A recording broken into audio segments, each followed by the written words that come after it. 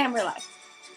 Hello and welcome to Dungeons & Drama Majors, the live stream D&D show where a bunch of us drama majors all get together and play Dungeons & Dragons in a steampunk-themed universe of our own creation. We have a ton of fun and hope you guys watching have a bunch of fun as well.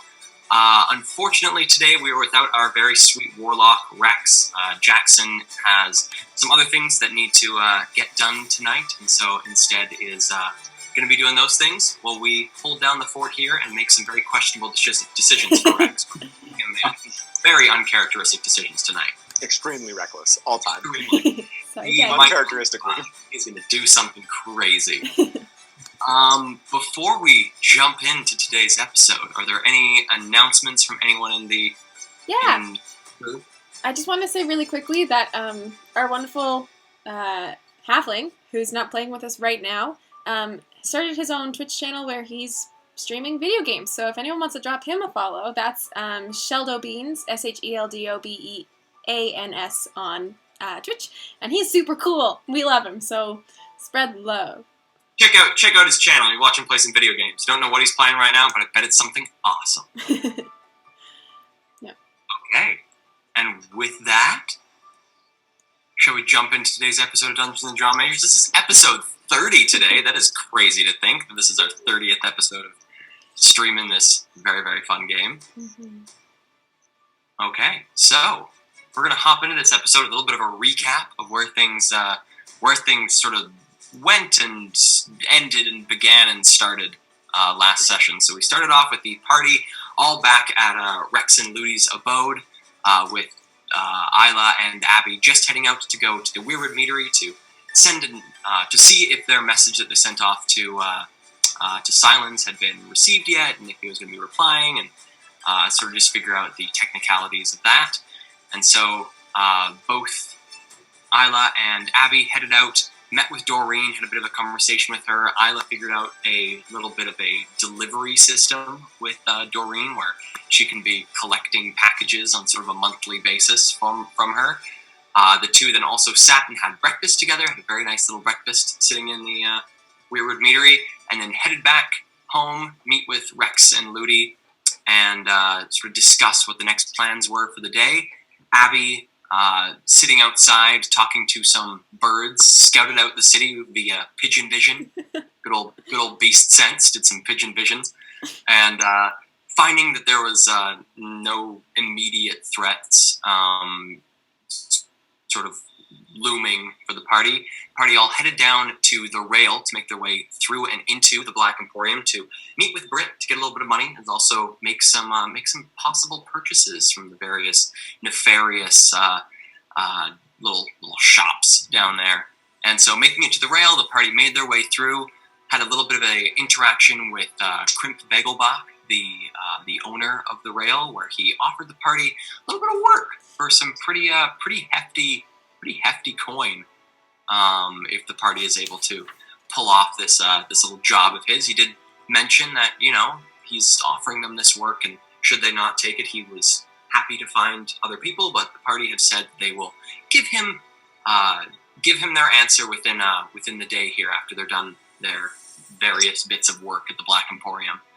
Isla had a bit of a conversation with Solace, the resident sort of freed AI that lives at the rail, and then the party headed down into the Black Emporium itself, making their way through the rail, through this sort of secret passage into this black market. The party ventured around. The place was pretty quiet, as it is at this point about 7 in the morning, so pretty quiet for an early morning black market. But the party had some conversations with a couple of people over at Orcish Arms, which had some different people working there than before, and the party was a bit confused about this because they initially remembered there being some very dumb orcs that once ran this, and now they seem to be put together. And while they tried to figure this out, they eventually learned that the two orcs that they had met before were simply cousins of these two actual owners of the store, and that these cousins had managed to sell for much less than what was what they could have made from various wares that they sold, as well as stole some of the wares from these two owners of the shop. So not very good family members, just not great. After that, the party had a conversation with Brit. They met with Brit and her family of goblins, got a bunch of money, sold a bunch of stuff, as Brit is sort of the local fence in the black market, including a set of keys to a Black Dock warehouse, where Rex was able to sort of figure out a pay system where he didn't get as much as he could for the keys, but has been given pretty well a little voucher for 25% of whatever is found in the warehouses wherever the other 3 keys open. With that, the party took their money, pooled a little bit so that Ludi could purchase a hat of disguise from Orcish Wares, and then Rex also purchased himself a piece of half plate. Changed that decision, I think, after the stream had ended last episode, but changed it to a piece of half plate because his chainmail from before was eaten up by our good friend, the Black Pudding Little Boy. Little boy. And with that, we pick up with the party, I believe, still inside Orcish Wares, having just purchased these 2 items, and preparing to do whatever else they wish to do on this fine New Eden, very, very early morning. So, you guys are standing in the small little alcove that is this shop of Orcish Wares, standing between the 2 counters. The one with magical contraband and the other one just general wares. What would you guys like to do? I just turned into... I was trying to turn into a cat. Yes, you did. You did try and turn into a cat. You are now a tabby-colored tabaxi standing in front of the party. I don't think do I even know what a tabaxi is? Give me a history check. Give me a history check on that one. Oh, not one. You do not. You do not know what a tabaxi is. You feel like you've got this sort of weird hybrid thing going on. It's a little strange. Abby, what the fuck happened? What am I? I was trying to turn into a cat, and Yeah, you look like a tabaxi, mate. What is that? It's a person who looks like a cat, you know, That might be offensive. like a feline type individual, you know. Feline. You know how like humans and like elves sort of look like, you know, like apes. You know, it's sort of like that situation, just with the cat. Okay. Are they discreet? Well, have you ever seen someone who looks like that? Never in my life. Well, then maybe they might stand out in a crowd in this city. Just give me a second. I'm going to walk back into the shop and just turn the corner so that I'm out of view of the street. And I'm going to find the little daisy that I pictured, remove the hat, and... Isla? Yeah. Can you come in here? Okay. I go in. You guys are currently inside the shop, like within eye shot of both of the 2 orcs that run this place. They're both sort of like giving you sideways glances. It's fine. It's fine. Isla? Mm-hmm. I need to become something. I don't know what to... I don't want to mess it up again and become something else that's really uncommon. Okay. What do you think would be like a good cover for me? Okay. You... Not an orc. Okay. Do you want to be male or female? Or anything in between? Well, male, yes. I guess male. Okay. You have to be your own hat, right?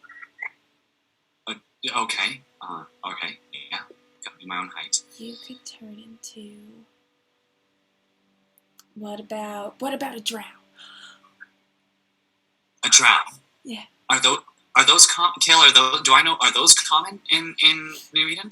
You do know that drow are, they aren't necessarily uncommon in New Eden. They are like a race that is somewhat prominent in the city. Like, it wouldn't be weird to see a drow in New Eden. Great. Okay, that's great, Isla. Now, what should I wear? You should wear leather chaps Okay. with purple sandals. Okay. And Like espadrilles. yeah, exactly. And Leather chaps. okay, and you want to wear an orange, yellow, red, and purple, like funky patterned button-down shirt. That's just slightly silky and too big for you, so it flows a little when you walk. Oh, that sounds great. Okay, I'm gonna try. And a handkerchief around your neck. Oh, that'll be what the hat turns into. Okay, great. Did it work? Yeah. Oh my god! Oh. Wow, I feel like a new man. Oh, you want to see? I reach into my bag and I pull up my little compact and I open it so that Ludi can see. So you get a small little, pretty well, just of your face, and as you pull it away, there's like slightly the like upper portion of your torso where you're having a hard time getting your whole body featured in this little compact.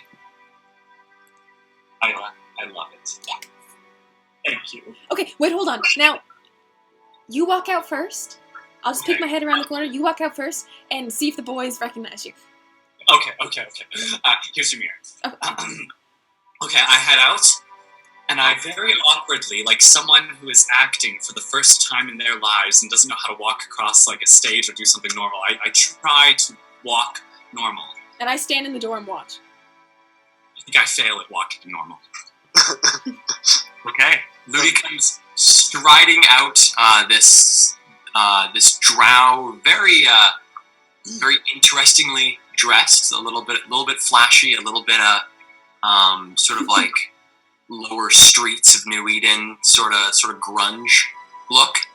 Comes striding out of the out of Orcish Wares. Rex sort of head comes up and watches drow walk out, and you can see just like a slight hint of recognition in his eye as he sort of watches him and goes, "Well, who might that be? I don't know."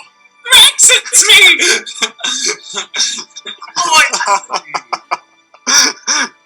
Wow, you might want to like hold off and like being so excited to like say who you are, bud. Yeah, it's me. Al. Alex. Short for Alan? No, just Alex. Just Al. I misspoke. Alex. That's my name. All right. Yeah. But you don't have to call me that. Just if people are around, you know. Right. Sounds good, Al. Alex. Al? Was it? Alex. Alan. Alexander, but short. Olive? Oh. Rex. Alexander Coldwell. No, not Caldwell. No, he would never wear this. Maybe. If he got some fashion sense, he would. Okay, guys. So, we got Mr. Crimp, Mr. Crib, Mr. Crip. What's his name? A Bagglebot. Crim. Bagglebot. Vanderbilt. Got it. Vanderbilt. So, him. I say we just check in with Ezen and see if we got a couple days to spare before he's ready. Yeah, and if he does. Ezen told us, 3 days? I think so. And it's Did been he give one. us a number? I thought he was just like, yeah, I'll be a few days, so it could be any time, right? Oh, we can just But like call him. not immediately. Say, hey, how's it going? Oh, we should do that. Do I have it? Do you have it? Who has it? I got it. Okay. I pull it up and hello. Oh, I think it's like I have to leave You're a going to message. want to say it all in one because we can only Yeah. reach out to him once per day. So Yeah, I keep think going. so. Yeah, just Hello? go for it. As He in, pulls out this small, sort of ear-shaped stone, holding it in your palm. What would you like to say to the stone? do you think I hold out to my Hello. No, you're Essen. speaking into it. You're speaking into it, into your mouth. Hello, Essen. Stop saying his name. This is Ludi. Okay. How much time do we have? We might want a job. How's it going? Hey, how's Yeah. your job going? We're just wondering if it's still like 2 or 3 days, like you said. We have a job we might take, but we don't want to miss your information, so let us know if it's going to be longer or shorter. Okay, love you, bye. Yeah. Love or bye. Okay. And Well, setting down the stone, you don't see any sort of like outward, any sort of like outward signal that shows that it has sent or it has absorbed your message. You kind of just hope that it works, and waiting a couple moments for an immediate reply, you don't get anything back. I think it's broken. Well, It's just broken. Hey, maybe he like isn't paying attention right now. He'll get in a little bit and then come back to us later, huh? wait, maybe the ear needs a confirmation. Like, okay, I lean down and speak into the ear and go, confirm, send, finished, done, and yes. Do you have read receipts? Maybe it's still recording. Oh, stop. Finished. Send to Vlag. Oh, P.S. That's everything. I think it's done. It feels a little bit warm. That might just be my hand, though. Yeah, did Ezen actually give us any instructions as to how to use it, or? He did, yes. Wait, I have it written down here somewhere. I just forgot what they were. But Mr. Dungeon Master? So it hasn't been long since you got these instructions from Ezen. It's been maybe the better part of like just over 24 hours. It's canon that I've forgotten, though, because I've just said it, so... And so what Ezen had told you is that you can use the stone to communicate with him. He didn't really give you much in the way of how to use it. He told you that as Isla was talking about becoming buddies and using it a lot to speak with him, he told you that there is a limit on the number of sort of sends that it can do per day. But besides that, he didn't really give you any instructions on how to use it, on anything like that. He just sort of left it in your hopefully more than capable hands. What I have written down is that he told us we can send from it once every 3 days, but he can send back, and that doesn't count as our send. Yes. Okay. I believe you do. Once every 3 days, Isla? Once every 3 days? That's what I said at the time. And Well, then I we think gotta do someone a told better me job to- next time of really making sure we say... Well, I think we did say everything we need to say. But if we ever think that at some point in the next 3 days we're gonna have more to say, we better put our noggins to the... What if it You has know. a word limit? Then all he would have gotten would be all of our greetings. Oh no. Hey, it might not have even worked. Should we just like ask Britt? She probably knows how these things work, right? Yes, I flaunt over to the... I don't know what the word is. I skip. I head over to Britt. Okay, so this drow begins skipping through the Black Emporium, a movement style that isn't necessarily, not everyone's doing it in the Black Emporium, hasn't really caught on yet. And so you see a few heads turn of people sort of going about their early morning, either setting up their areas or either just closing down, having had a long night. You do see a couple glances towards the drow skipping down towards Britt, but besides weird looks, no one stops you as you guys approach Britt's counter, and you see a couple faces of these small goblins sort of turn towards you and realize you're coming up to the counter and sort of scamper up to the counter. You see a couple of little green noses peek up over the counter itself.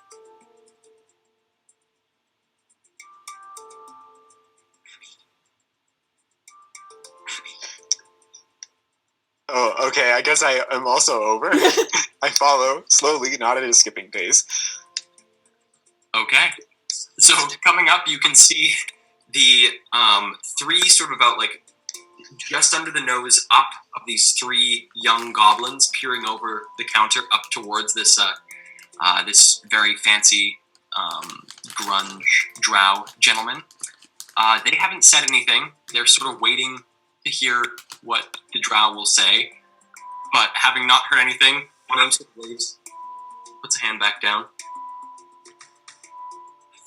Their name's Abby. Hey, little fellas. Could you get Brit for us, please?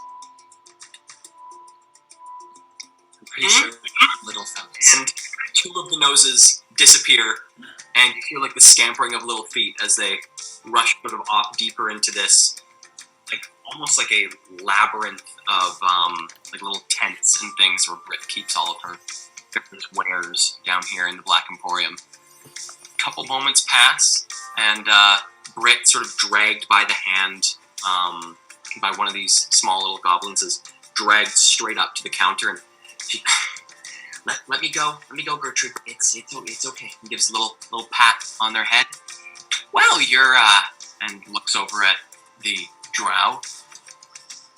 You're all back. What may I help you with?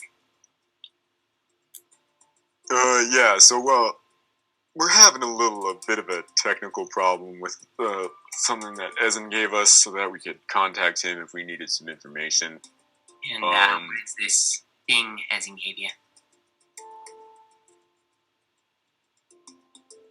It's like an ear. She holds out a series of green fingers towards it. Listen, Brit is highly trustworthy. I think she's not going to take it from us. She takes it in her hand and gives it a look and flips it over. Well, certainly seems that our friend Ezen has taken a bit of a liking to you. Doesn't give these off to many people. I have one. A few others down here have one in case we need to contact him. It is, well, it's a stone. Has the ability to contact our little halfling friend from, well, pretty well any distance. Could be anywhere here in Risk. Could, well, the little bugger could all be all the way up in Stalgard, and we'd be able to contact him through these. What they do is, well, holding it in your hand, focusing on the object, you speak into it. The message you speak into the stone is immediately transmitted to our dear halfling friend. There is, believe, a word limit somewhere in the mid-20s. How many words can be sent at any one time? Ezen will immediately receive the message, and I believe he should have told you about how long you should wait for a response. Britt, can I just interject here? So Ezen did not tell us about how long we should wait for a response. Now, see, we didn't know about the word limit thing, so we might have screwed up. Can we use yours to send him another message? We'll be so good, and then it's the only time it'll ever happen, I promise. I'm so sorry about this. Look, I'm going to count on my fingers to make sure I get to the message we need to get to before 2, 3, 4, 5? It's somewhere in there. Okay. Please, please, please, I promise. We'll be so good. I won't do it again. Give me a persuasion check. Can I smile really nicely and give her advantage? No. And smile nicely, though. 16? Okay. So, asking Brit very nicely if you can use her sending stone, she... Well, good thing I like all of you, and that you're rather helpful to me. Gertrude, go, and she picks up your guys' sending stone off the counter. Sign this. And hands the stone back to Ludi. Oops. By the way, Britt, it's me, Ludi. I had a feeling it was either you or the short one, little man. Why did you think it was me? This is a little. I mean, there's your pretty friend here. You got your tall, burly man friend there. You got your long-nosed little dragon boy there, and we're missing the one with the fists and the one with the short legs. So, took a while, yes. Unless, well, didn't assume you guys made any new friends down here. That was something we always account for. That might be a possibility. Oh, and a little green hand sticks up a almost identical one of these ear-shaped stones, and she takes it. Thank you, Gertrude. Okay, well, who wants to send the message? Isla, maybe we you have it planned out. Yeah, what is the plan, Isla? What are you gonna say? We have 25 words. I'm gonna say, how is it going with you? Wonder how much time we have. Might take a job. How long? How many days? Something like that. Don't worry, I got it. Maybe Abby should do it. No, I think she's got it. I just one revision, Maybe don't ask him how he's doing. Those are precious words. We said that in the other one too. Words. Okay. Okay, you mean I should ask him how his half of the job is going? No. Don't No. ask. Just assume Just he's ask great. him how much time we have. Do we have enough time to go out of the city on a quick job? Got it. And don't respond to Brit, respond to us. Got Do it. we have enough time to go out of the city on a quick job, respond to us, not Brit? That's 20 words. Okay, that's 20 words. Got it. Ready? Yeah. How do I know when to, Isla's doing it. how do I know when to start? She takes the item and she presses it into your hand. Wait for it to get warm. You sort of sit there, and about like the better part of a minute passes before you can feel almost like a slight bit of warmth Someone can. I don't have my hand. Someone can. in the stone. Okay. Oops, too long. Do we have time to take quick job outside city? That's 14. How many days are you expecting? 21. Respond to us, not Brit. Respond us, not Brit. This is Isla. You won't heard that. You may not get that last bit, but by the sounds of it, since you already sent him a message that didn't quite go so well, I imagine he'll, he's a smart man. Hope he'll be able to put the pieces together. Britt, do you have a more advanced version of this? Like one that I can send as many letters as I want? Because I like to ramble, It takes me like a little milk run to get to where I'm going in a sentence. So, do you have like a more advanced version I could buy? I do not know, and I do worry what an item such as that would what it would be able to do in the hands of someone such as yourself. No offense. Offense taken. I don't know what you mean. She's just calling you a lovely wordsmith. Yeah. Indeed. A lot of very nice words. One of the drawbacks is that there's no way to not hear everything you say, and I wouldn't want your relationship with Ezen to suffer. Oh, who says I was going to give it to Ezen? See, this thing happens. Sometimes our group gets separated, and I just want to be able to talk to them when we're gone. Well, You don't I hope have you're able to find something that helps you. All right. Holds out her hand for her sending stone. Takes it back and passes it down to one of the goblins, who takes it and rushes off into one of these little tents. Well, with that, is there anything else I can give you a hand with? How will we know when he responds? Like, will it start? Will it just start? Or will we get like a little depending on which one sing-song? he sent the original message, I imagine he will respond to that person. Yes, No. but we only have one. So does it just say it out loud, like in the middle of the street, wherever we are? Or do you like have to hold it? No.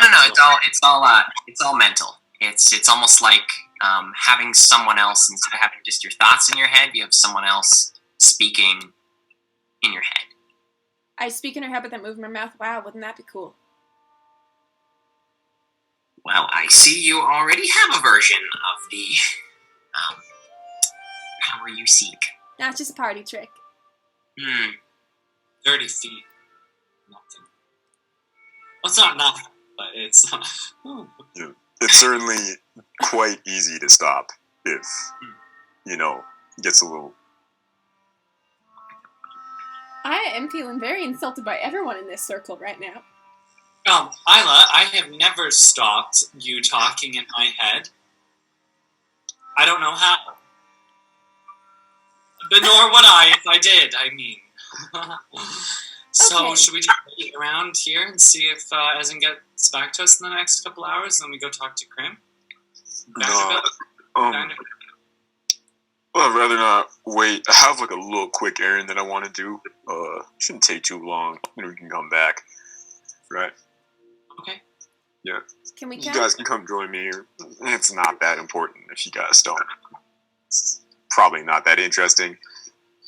I want to come. Well, Isla and I have such a full schedule today, so I think, we'll have to, catch you later. All of our other friends also need our help on their boring errands, so.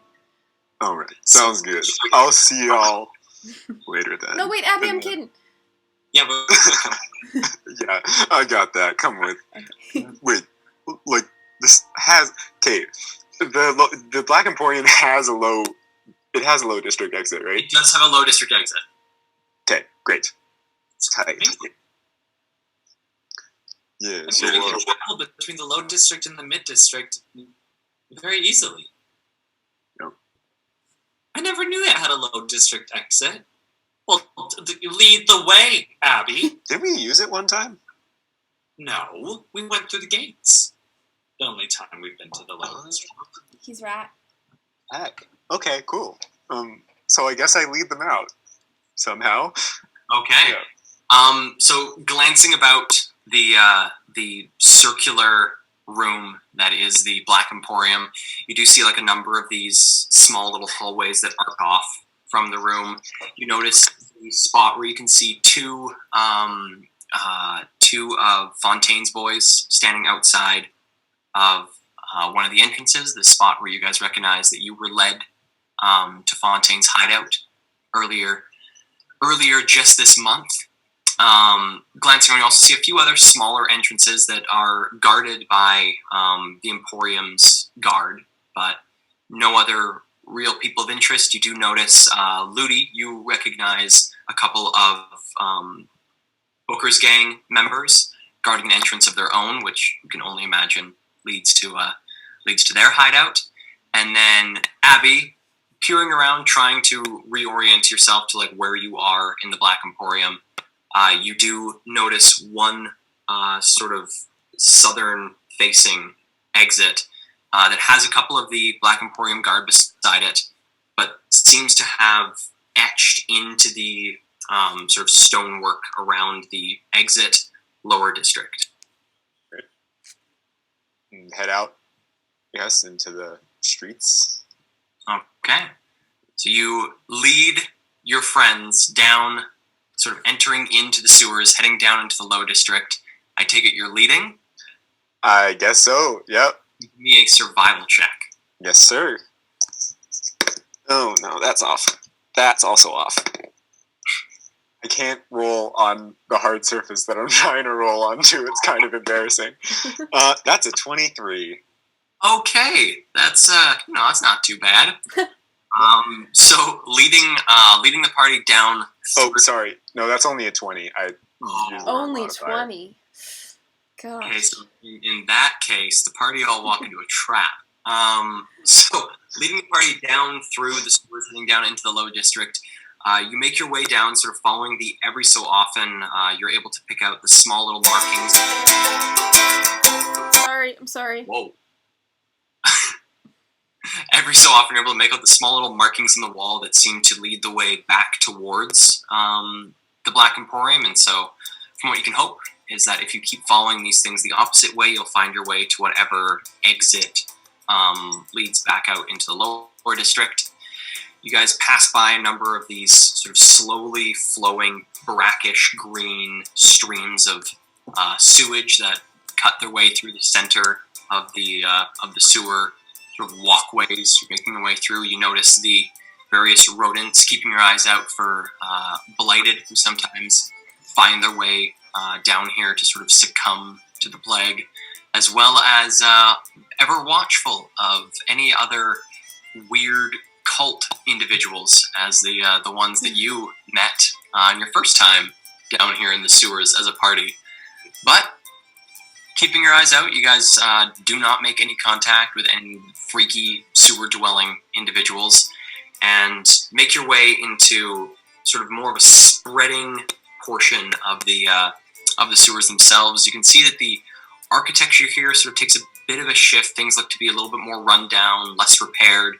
You can only hope that you're now starting to enter the low district, and I need everyone to give me perception checks.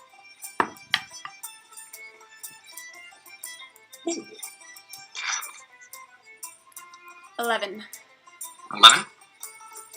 What? Awkward 20. Awkward 20? Natural 20. Woo! Okay. So you guys making your way down through these sewers.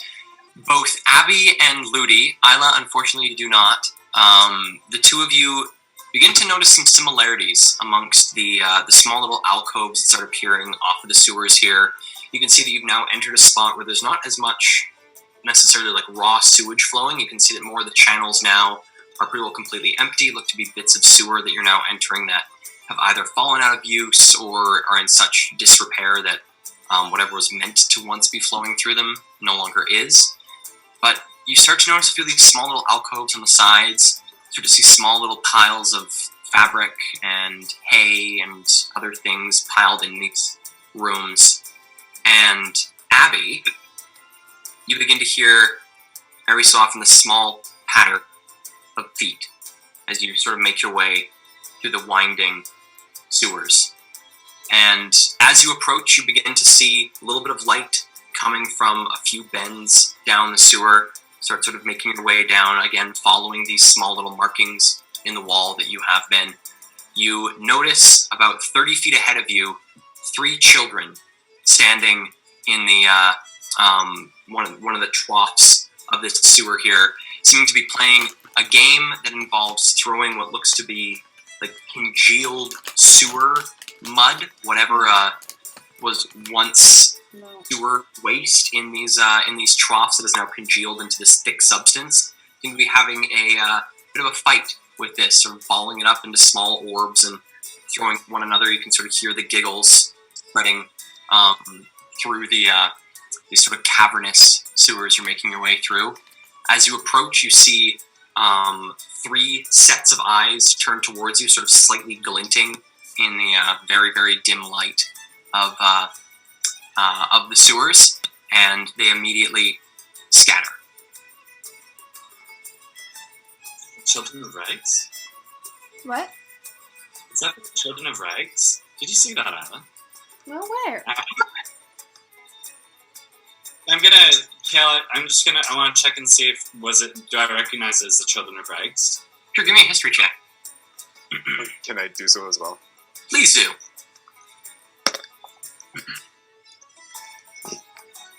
I'd like to strain to see what they're talking about. Okay, give me a perception check. Awkward 20 again. Awkward 20? Not one. Okay, and Yeah. Isla? 22. 22. So Isla, peering as hard as you can against the darkness, trying to figure out what your comrades have been seeing. You don't see any of the children, but you do begin to notice in some of these small alcoves little piles of fabric here and there. And Ludi, you do recognize them as being Children of Rags. Oh. Wherever you are in these sewers, you are somewhat close to the area the Children of Rags call home, the Warrens. Oh, it's our friends. I love them. Hold on tight to your pockets. Yeah. Well, I sort of spent everything in my pockets, but yeah. Abby, where do you need to go? Oh, yeah, little place that I was holding up for a little bit. It's called Daisy's. Your home? Yeah, pretty much. We're gonna see your apartment? Yeah, sort of the rooms that I'm staying in. It's kind of a little bit of a cozy setup, but I didn't mind. Well, let's go. Yeah. Yeah. Okay, yeah. We got some... Yeah, no, you'll see when we get there. So, making your way through like the last little leg of your sewer journey, you pass out through the fake sewer grate that you had passed into when you were first entering the Warrens. So it seems wherever you have come through, you are exiting the way that you normally would come in to visit the Children of Rags, and sort of sliding through this fake sewer grate. You guys find yourselves in the lower district. Hey, Abby. Yeah, what's up? How many roommates did you have? A few, like a handful. Didn't share the rooms with too many people. It was like maybe 3 or 4, depending on the day. And did you like them better than us? That sounds like kind of a loaded question. Are you worried? Are you jealous? No. Are you concerned that there's someone on the world who I might appreciate in some way more than you guys? Well, now I am. I don't care. Oh, I nudged you in the ribs, Isla. All right. You don't care? So maybe I did. Maybe I didn't. And sort of just keep walking. Okay. I stomp through the low district behind you. Like full on pout stomping behind. I'm in line with Rex and I hold his hand. Okay. So the 4 of you make your way through the lower district. Isla between Abby and then Rex and Ludi, sort of stomping her way along behind Abby, making like small little puffs of dust in the dirt road as you guys begin winding your way westward through the city. And after the better part of through the sewers and over towards Daisy's, probably about 30 minutes, 30 to 40 minutes of travel, you guys find yourselves at a small commons in the lower district. And at the center of this commons is a rather rundown building with a rickety sign out front with the scrawled in what looks to be sort of like a fancy handwriting that isn't necessarily perfect, but someone put a lot of love into it, that reads Daisy's. Anyway, it's not much, but it's pretty sweet. A little shared living space? Yeah, absolutely. Yeah, rent's cheap. You can save up pretty nicely. I like it. It's pretty quiet here. And then he sort of like leans in real close to everybody and I'm like, yeah, guys, so this is like the only building in the area that isn't owned by the Gutter Snipes. So, yeah, things can get tense here sometimes, but... What, you don't think we're tough? Looks like stuff is okay right now. Is there like any sort of like presence around here? Give me a perception. Of the debt collectors? Yeah. Old debt collectors. Abby definitely thinks we're tough. Nat 1. Okay. Again. What is that with your modifier? What does that come to? 8. 8? Okay. You never roll this badly, Ben. I know. Peering around the commons, you don't spot any of the telltale signs of Gutter Snipe gang members, none of the shaved heads, none of the sort of rust-colored ascots. There doesn't appear to be any Gutter Snipe presence in the commons at this point. All right, looks clean. Let's head on in. Let's go say hi. Okay. You guys enter Daisy's? Yes. Okay. Coming into Daisy's, you guys enter, coming through the door, which shakes ever so slightly on its very, very rusted hinges.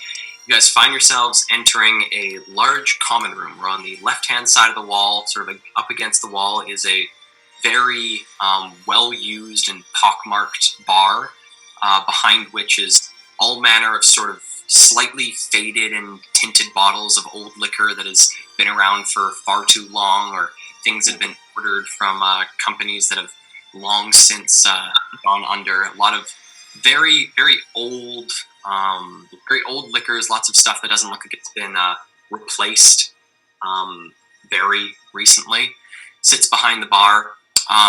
You recognize a drow man standing at the bar, long white beard, and looks to be hands that have worked pretty well to the bone.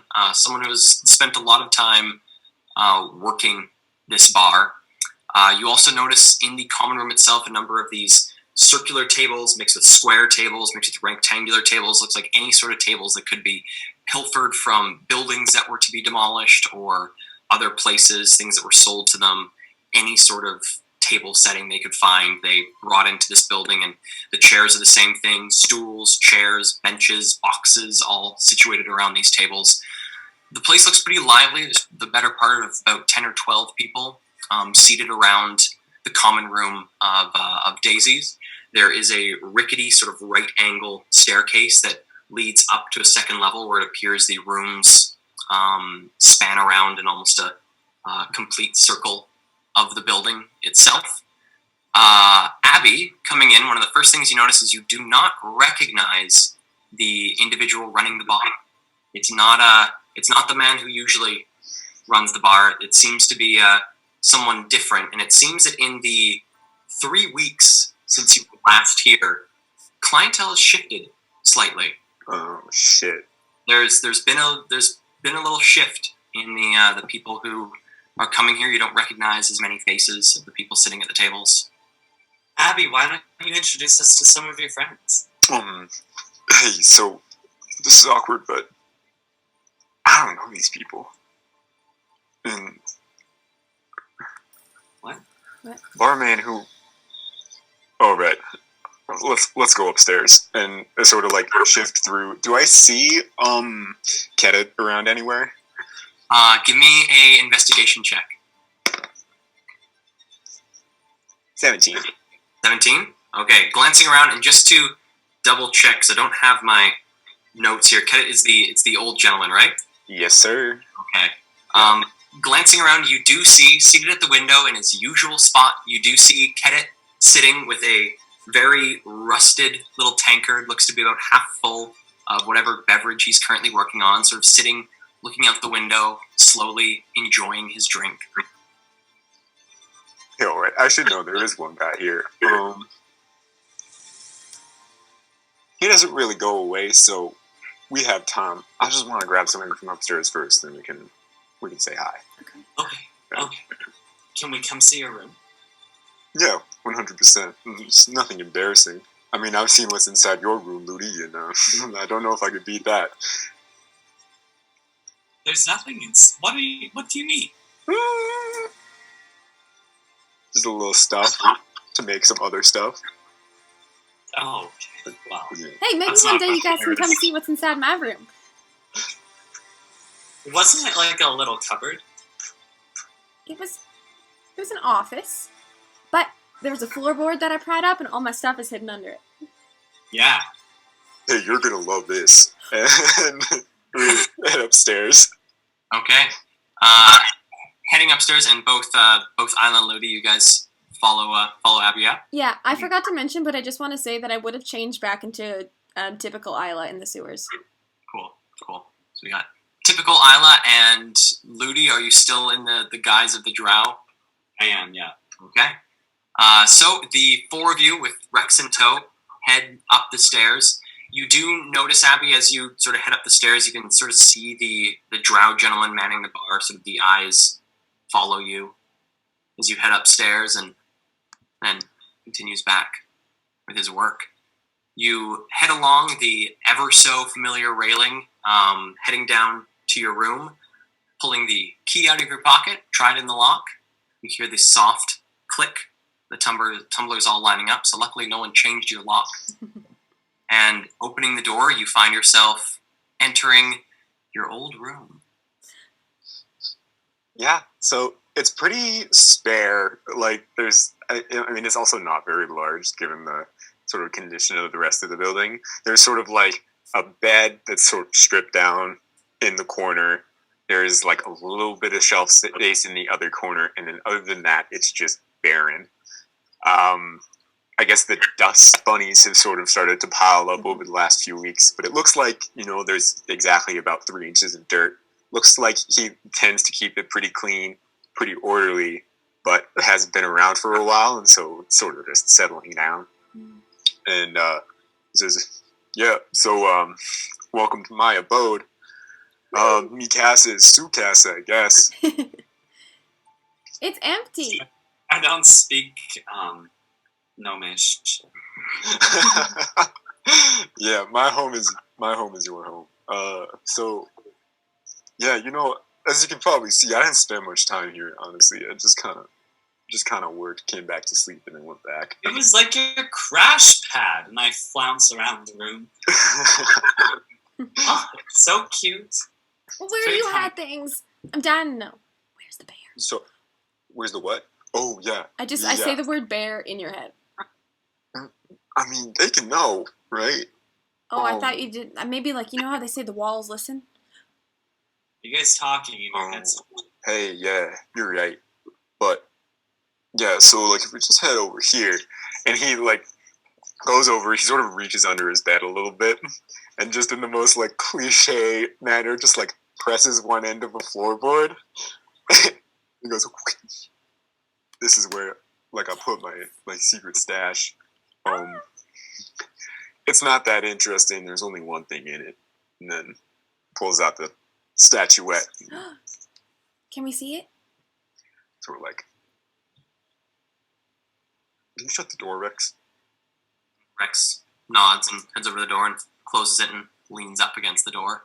Is that the thing? Yeah. Yeah. So you sort of see this little statuette. It's made of jade, and it's of an eagle that's attacking a bear. And sort of the bear is up on two feet in that sort of gnashing position, and the eagle's swooping down and clawing at the face. Cool. Yeah. I'd want it back. It's beautiful. Yeah. I don't know. Someone. Yeah. Yeah. I just wanted to make sure that it was still here, right? And feel like I'm not going to come back here for a while, so I want to keep it with me. You're still paying rent? Yeah, I guess so. But it hasn't been a month yet, right? So when did I pay in advance? I don't know. Yeah, but it was kind of weird when we were downstairs earlier. Normally at the bar, there's this man. His name's Lycemius. He wasn't there. Huh. It's kind of weird. Yeah. And then the clientele was all different. I don't know. Maybe the gutter snipes bought this place too. Fuck, I hope not. Oh. We yeah, we aren't on the best terms. Them and I. You and the gutter snipes? Yeah, we had a little bit of a scuffle at one point in time outside because they were the gutter snipes. Sorry? Who hasn't had a scuffle with the gutter snipes? It's true. Their most wanted list is probably the size of the city. But Oh yeah. How'd you get in a fight with them? They just came around being annoying. They were like, "Hey, would you mind making a little arrangement with us, a little bit of protection for a little bit of a fee, the typical gutter snipe shit where they really just charge you money just to be there." And I was like, "Nah, lads, you don't fucking own this place. We ain't selling. Get the fuck out of here." And one thing led to another, and then led to another something else, right? Mm-hmm. Okay. Yeah. So they weren't too happy with me last I checked. And if we've been together for about 3 weeks, that would be about 3 weeks ago. Oh. Okay. Okay, so that's why you left. No, I actually just went for the job. I wasn't like actually planning on being away for this long. You guys are just like a black hole. Like I got in the orbit and I couldn't get out again. I would prefer magnetic. You guys are extremely attractive, all of you, and I just haven't been able to separate myself. You know what?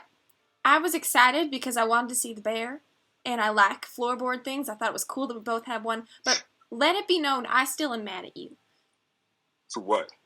Yeah, for what, Isla? Nothing. I don't. You know what? Never mind. Can we go see the old man? No, Ala, if this was about the like, do you like them or us better thing, like, am I right? Abby was just joking. I was just kidding. Of course I like you guys better. You saw what it was like down there. It's just like, you know, a big group of people. He could climb out of the black hole if he wanted to. Yeah. Okay. Yeah, no, let's go see Kedit. He's a interesting guy. Did you say Kevin? Kedit. Kedit. Kedit. Kedit. Kedit. Yeah. Kedit. Huh, Kedit. If we're leaving the room, are we leaving the room? I think so, yeah. He sort of like heads through the door. If we are leaving the room, I put my hand on Isla's shoulder for a moment as we pass out the room. Okay. And you guys head downstairs, head to Kedit, or Yes, sir. Yeah, to get it first. okay. Yeah. So you I'm just kind of peering over the balcony or peering over the rail. How far down is it? down to the main floor. It's probably the better part of about 8 feet. Is there anyone underneath me? Peering directly below you, there isn't anyone immediately below you, but pretty well all around where you would land, there is tables and chairs, and so it's a pretty tight landing spot, and there are 2 people currently seated at 2 of these chairs that you would land almost between. I almost launched myself over the rail, and then I think twice and take the stairs. Okay. So you guys circle back around, take the stairs, the dust sort of falling through the boards as you make your way down. I'll slide down the rail. You slide down the rail? Yeah. Just like I hop on follow it and slide down. Give When I me- see that, I hop on too and follow suit. both of you give me dexterity checks. Just flat checks. 18. 16. Okay. So you both slide down, and with your rather dexterous and nimble capabilities, are able to avoid any slivers. This room is by no means smooth, and is full of a lot of pockmarks and a lot of large shards of wood that are slowly starting to make their presence known on this railing. But you guys are able to slide down with only some small little splinters of wood ending up in your pants, and I believe the skirt you're currently wearing, Isla. A little bit of splinter here and there, but nothing physically wounding. But coming down to the main floor, you again see all the people sitting, enjoying what looks to be breakfast and a mixture of coffee and looks like liquor even this early in the morning. And glancing over to the window, you can still see the old halfling man, Kedit, sitting up against the window, sipping on a small sort of rusted cup. Looks to be something that isn't necessarily an item that the establishment uses as a cup. Looks like something that he brings himself to be filled and to drink from. Looks like he has a little bit of a routine with where he's sat and what he's drinking. So I head up, and sort of like come at the table, like to the side and like a little bit behind him. And Okay. sort of go, looking spry, old man. You see the halfling head turn slightly and look up towards you, and you can see the very shrunken, sort of graying features of this very old halfling man. Kedit is a very, very old man, He looks up over his shoulder, and there's a moment where he's not sure who you are. You are currently beardless. One of your greatest features is currently off your face. What does remain is this like slightly blue tinged stubble, and you're I believe are you still wearing the? I know you put on the gray coat that Isla bought. Oh no, gray coat's off right now. So not wearing the gray coat. So clothes still are recognizable, but looks up your face for a few moments and then, oh, Abby, how are you doing? Not too bad. Yeah, how about yourself? Oh, well, same old, coming here, having my drink. Nice to see that some things don't change. He sort of looks around the bar a little bit. Yeah. Hey, things have been a bit interesting since you left. Well, we've been missing our knight in shining armor for sure. Yeah, wait. Sorry, do you mind if I sit down? Actually, got a couple of friends might want to introduce you to. Please do. Who might your friends be? I know you mentioned at some point that you were going to the Mid-District, but did anything come of that? Did that all work out? Yeah, things went pretty much as well as you could expect, I think. Things are, progressing. Might not be back here for a little while, actually. We kind of struck upon some opportunities that might take a little bit of time. Might be away. Everyone gets their opportunity to fly the coop, as they say. Yeah, for sure. And anyway, this is Isla here, and then that's Al. He reaches out a small little halfling hand and gives you a handshake there, Isla. You can feel like the frailty in his finger. Not much grip to the handshake, but there's certainly a little bit of pressure as he gives you a nice little handshake. It's a pleasure to meet you, handsome. Why aren't you? You're just the spitting image of beauty. You're very young and youthful energy to you. And looks up over to the drow gentleman as well and reaches his hand out to shake yours, Ludi. You shake his hand. I kept it. He shakes your hand, doesn't seem to notice any of like the slight bits of the illusion, sort of passing through fingers and like slight little glitches in the illusion as he touches you. Nothing seems to stir him. You certainly have a look to you. You are very exquisite. Thank you. Isla's my stylist, actually. Oh, well, I believe she's making a statement. And that's what one hopes to do with what one wears, so... Well, indeed, and who might be your other friend? Oh, yeah, and then that charmer right there is Rex. Rex, well, very nice to meet you, Rex. And Rex gives him a nod and shakes his hand, sort of retreats back to the back of the group, takes out his cane and sort of holds it between his hands and just sort of watches. Well, what can I help you with? So, yeah, like, I'm kind of surprised, like, Lysemius, like, is he just off shift right now, or, like, what's happening? Well, since you left, there's been a few more instances of, our good friends, the Gutter Snipes, coming by. After a time, he was quite, as you were, quite forceful with them, making sure that, daisies would stay, not in the hands of the Gutter Snipes to honor Daisy. But, after a time, there were, we don't need to get into it, but there were some days where he'd come to work a little beaten, and, slowly after that, the clientele began to shift a bit, and then, Well, and he sort of gives like a very, very slow look over towards the bar. This gentleman has taken over recently at the bar. I'm not sure if he's one of them, but he's certainly someone who's worked at a place in the Low District for some time.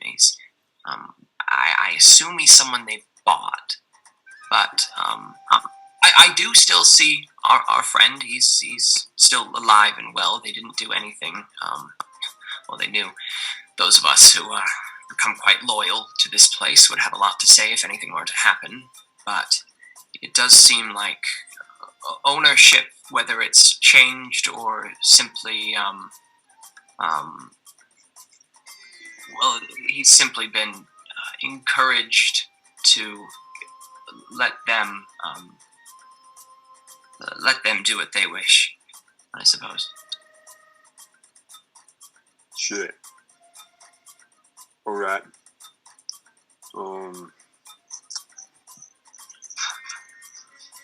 That's interesting news, definitely. Yeah, hope everything's okay.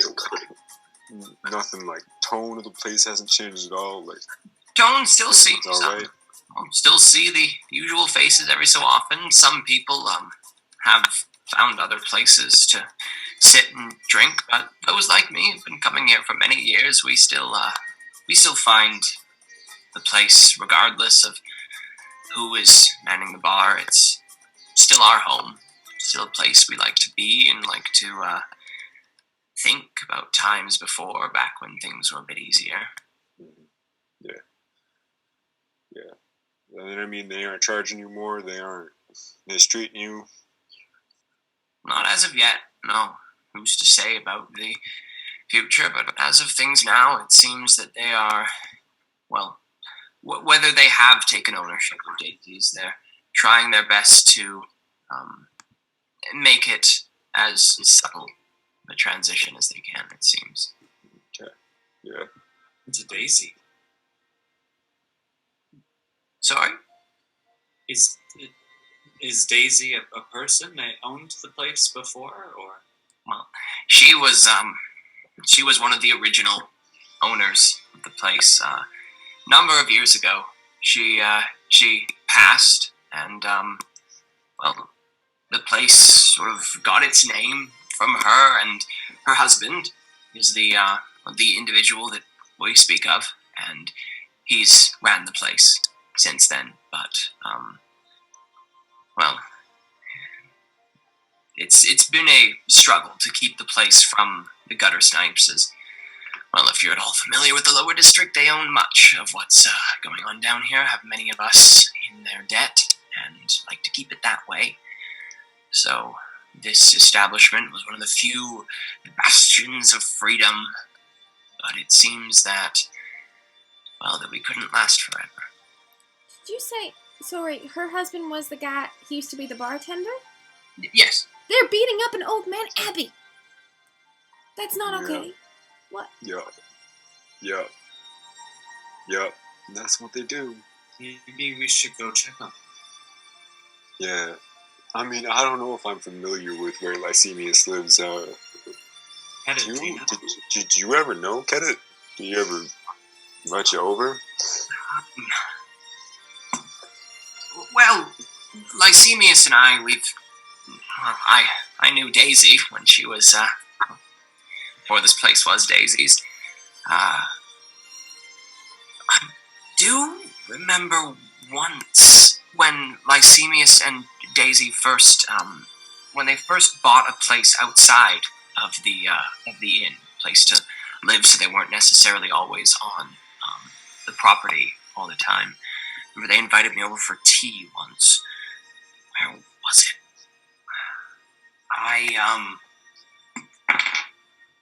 Okay. It was not far from here. I can't say I remember the address, but I do remember some key facts about the house. It had a very nice wooden door, and that was it. It had a nice wooden door, and Lycemius, as a surprise for Daisy, had painted a small flower on the door handle. Oh, that's very sweet. Was it a daisy? I believe so. It was a bit too small for my eyes, but it was a very nice touch, something to make the house a bit more personalized. Besides that, they tried their best to make the home as well furnished as they could. So I remember it being quite nice inside. But besides that, I don't remember much. And if Lycemius has recently fallen into the discredit with Gutter Snipes, well, I hope the home is still in his possession. Yeah, I hope so too. Right. Well, And sorry, Keta, you don't remember where that home was located? I can't say. It's nearby. It wasn't a far walk from here to their home. It's got a nice, ornately carved wooden door with a daisy painted on the handle. Yes. And was it an apartment or like a bungalow, like a standalone home, or like was it part of? It was part of a large building with multiple different homes in it. It had 2 stories. Nice window on the 2nd floor. Like a townhouse? I suppose. Yes. Yes. That sounds like a word that would describe it. Okay. Well, Keta, it was lovely meeting you. Abby, would you like to go take a walk around the neighborhood? yeah, if we have time, wouldn't mind. Sure Yeah. we do. I mean, Austin hasn't been this yet, so. Definitely. Well, Lycemia, got him on the mind. Get it? Thanks a lot. It's good to see you. Very good to see you as well, Abby. I'm glad to see you're alive and well and have friends. It's very nice. Thanks. Say hi to Loxy if she comes by. Oh, she comes by less often now, but when I see her, it's great to catch up a little bit. She's living a bit more of the high life now. It's very good for her. That's good to hear. Yeah. All right. Hope to see you later. I think we're gonna head out now. I hope so. And sort of get up, and give him a nod, and then head towards the door. Okay. Just quickly before I leave, I go, how much is a beer here? It depends on the ale. What do you wish to drink? get. How much is what you drink? Me? Normally I'm a big fan of the house ale. It's one that Lycemius and Daisy sort of worked on over the years. They call it the Daisy Brew. It's rather it's an acquired taste. It's not necessarily anything similar to the others, but I get mine, and he holds up his little rusted cup for 1 eagle. It's quite reasonable. Oh, okay. I'm gonna say, okay, well, it was nice to meet you, and I just toss 2 gold down on the table and go, next one's on me. You see his little sort of sunken halfling eyes just go quite a bit wider. They grow like 2 sizes looking at these coins. That's a And you neat see trick. very, very quickly sort of scoop them up and hide them in a pocket. And thank you very much, miss. So who's Loxy? Oh, Loxy's his daughter. Yeah. No, Kedit's daughter or Lycemius' daughter? Kedit's daughter. Oh. Yeah, she's like a banker, I think. Works in mid-district, sort of like moving up in the world, new and dream sort of type stuff. Yeah. She friendly? Yeah, I think so. Yeah, just sort of in that sort of like business-like kind of way. She's like really hustling and bustling. Like, would sometimes see her like when she gets off like a long night shift, and then she like comes, says hi to her dad to catch up for a little bit, and then she's hustling right back out the door. So you're not close with her? Like, not in that way. No. Okay. No, man. She's not my type. Okay. Yeah. Like You know, might be someone. So. You're not into halflings. Is that what you mean? I'm not your type. Like, I wasn't thinking of that, but Okay. the size difference is a little off-putting, if I'm gonna be totally honest. Some people like it, so you know. Some people do. And, power to those people. Not one of those. Okay. Right? Yeah. I just thought I'd ask. Also, just like a little cold, Sometimes people are just like focusing on other stuff in life. And She's not your emotional type. no, at least not to me. So, Abby, what do you say your love language is? Like gift giving, like quality time, or touch, or I'm a big fan of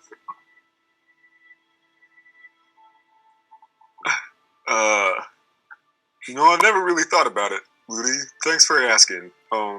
At this point, I'll come join them. okay. I might Abby's getting like visibly flustered, and this is like Let's have a nice conversation about Abby's love life.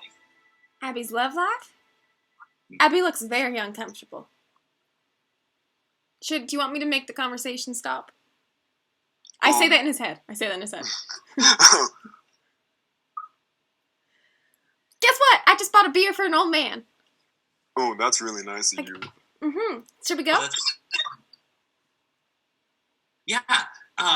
Yeah, let's look for that house. So, Abby, you were saying what is your love language? Ludi! You think? I forgot to tell you a story. Oh my god, I've been wanting to tell you this all day. I just want to give Abby... No, seriously, it's so important. It's so important. Okay, Abby, I promise we'll be right back. What is that?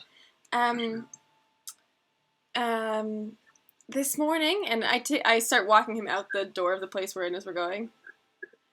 We were, and then I'll just trip on the ground. Oh, ow, Jesus, ow, help, gods, Ludi. So I get to the bottom of the stairs leading out of Daisy's and just boom into the dust. Oh my God, Isla. Ow.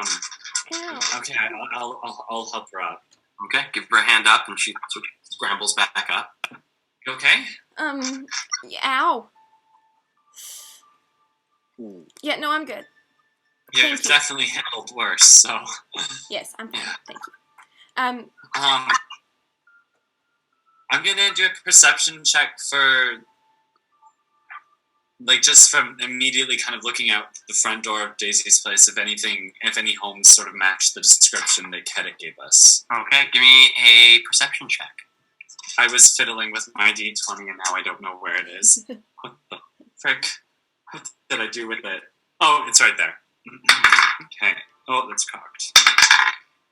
Natural 1 plus something, but natural 1. What would it be plus the 1? Oh, okay. 3, so 4 altogether. 4 altogether? Okay. Glancing around, you do see sort of like ringing this this little inn, all the various homes and buildings around. You don't see any that look like townhouses. You don't see any with a very ornate wooden door, and don't see any flowers on any of the doors either. Doesn't seem to be in this neighborhood, or like right around here. Should we take a little walk around? Should we split up and each go in a different direction, and then we can find it faster? No. No? I don't think so. I think that's we find each other again. Yeah, and we don't want, if there's any prying eyes, we don't want anybody to... Crying eyes? I'm prying. Oh. Prying, yeah. Like prying, like when you ask someone like questions that they don't want to answer and that sort of thing. Yeah, maybe like that, Ludi. Alludi. What are you alluding to? Nothing. Just give me a definition of prying, because I seem confused. Okay. Well, what if we just... You want to stay all together? We could split in twos. No, let's stick Stay together. together? I think, yeah. Okay. Yeah. So are there any, like, particular neighborhoods, like, of, like, slightly nicer townhouses in the area that I would know of? Give me a history check. 4. Okay. Thinking back to the sort of portion of the low district that you're in, and thinking about where the nicer buildings might be, you don't remember there being any particular like neighborhoods nearby that were necessarily like a nicer neighborhood, but you do recall that as things get further away from the mid district, things generally get poorer, and as things get closer, they get richer. So you're likely to have more luck going towards the mid district versus away from it. Yeah, so, like, he was, like, pretty well-to-do for the area. I think things get better towards the walls, so you might want to go that way. All right, let's head that way. Okay, so heading southward towards the wall of the mid district, and who is going to be leading this search, leading this? Okay, so Abby, give me a investigation check. Oh shit! This was a mistake. Oh, 'Cause you have your crew around with you. yeah, fantastic. 17. Okay. Good. So you guys begin making your way southwards, or winding through some of the smaller streets. In the majority of the low district, unlike the mid and high districts, it's not so much a grid system, it's more just buildings wherever there's room for buildings, and so there's a lot more of these winding, curving, cutting paths through the district itself, and following some of these paths, backing around so you can make sure you catch as many of the buildings as you can. After about 30 minutes of search, you guys come to a spot where you can see the wall of the mid district rising up beyond a few of these houses, and heading down one of the streets and glancing back and forth, you do notice, Abby, and it is helped with some pointing out from your fellow searchers, a rather ornate wooden door seems to be carved with what looks to be almost like swirling patterns. And you can see, even from the street, this small, looks like almost like a white star painted onto the going on. That sounds right. Right? Yeah. Okay, well, let's see if he's home. Yeah. And I flounce up to the door and I knock. Oh. We've got this flouncer with us. Al, you might look a little bit scary. Maybe a friendly face should be the first thing he sees if he's been beaten. Well, I look scary? I can be next to him. You crafted this look yourself. No, I mean, you're a stranger. And he's being beaten up. Abby, please. I appreciate the initiative, friend. Is there a knocker, or is it just a door? There's the small door handle, which as you get closer to it, you notice that you can see more of like the small detail of this little daisy painted onto the door handle. The door handle itself looks like a large sort of brass circle. There's no knocker. There's no window on the door itself. Looks like it just has the handle on it as sort of distinguishing features. Okay, I'm just gonna knock lightly. Okay. Not too aggressive. Give the door a little knock. You await a response, and after a few moments of waiting, you can sort of hear the creaking groan of floorboards within the building itself. You hear the sound of sort of latches being unlatched from within. You hear the sound of like a chain being sort of like released from the door, and the door creaks open by about 3 inches, and you see the familiar face of, I just lost his name. Lycemius. Right, so don't forget it.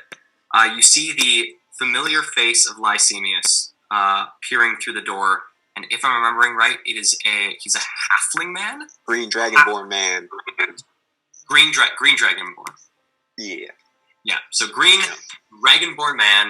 You can see like the small little edge of the snout peer around the corner, small little puffs of what looks to be almost like poisonous gas coming out of his nostrils as he peers around. You can see just from like this front part of his face, his features look a lot more sunken when you've seen them before. He looks like whether it's malnourished or whatever is going on in his life, he looks a lot rougher than the usually quite charismatic, quite bold and very passionate bartender you've once known. As he opens the door and peering out, "Oi, what do you want?" Yeah, sorry, I was just back home for a little bit of a second, and things have changed. Abby? Oh, yeah. Yeah, you don't... Is it the beard? Is that what's wrong, or, like... It's the beard, it's the whole face. The appearance, you look... Well, you look great, man. You look good. Thanks. You look, He pulls stressed. the door open more so you can sort of see more of him, and you can see he's wearing what looks to be mostly quite tattered garments, more things you just wear around the house versus like his usual clothes that he'd wear to work. You can see across these tattered clothes that he's wearing, you can see what looks to be like small stains across it. Looks like he's been drinking quite a bit, especially by like the aroma that seems to waft out of the home as the door opens more.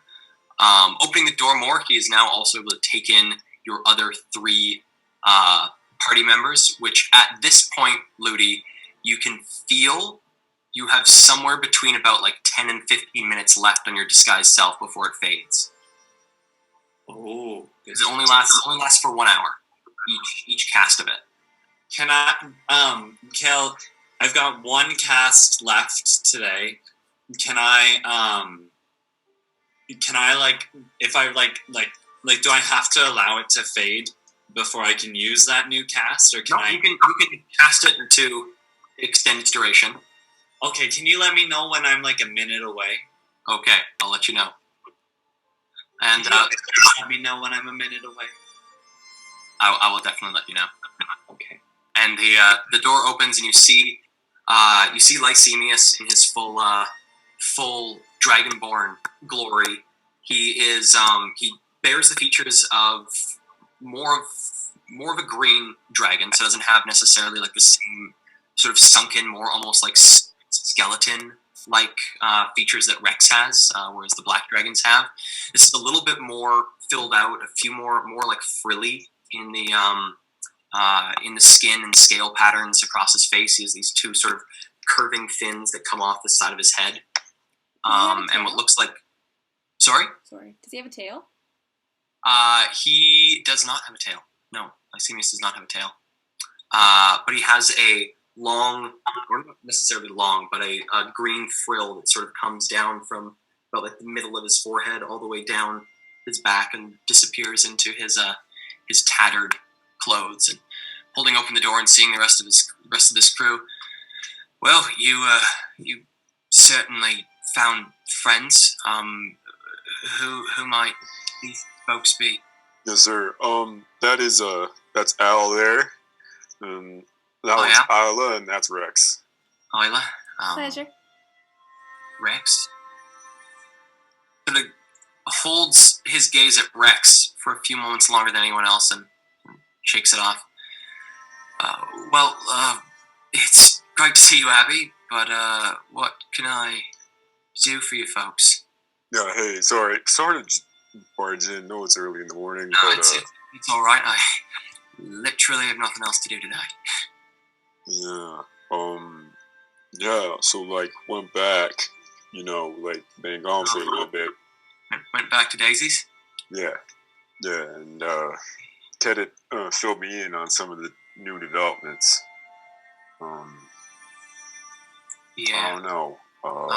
Yeah, I'm sorry I left, man. I'm sorry, Abby. I hope all your stuff was where you left it.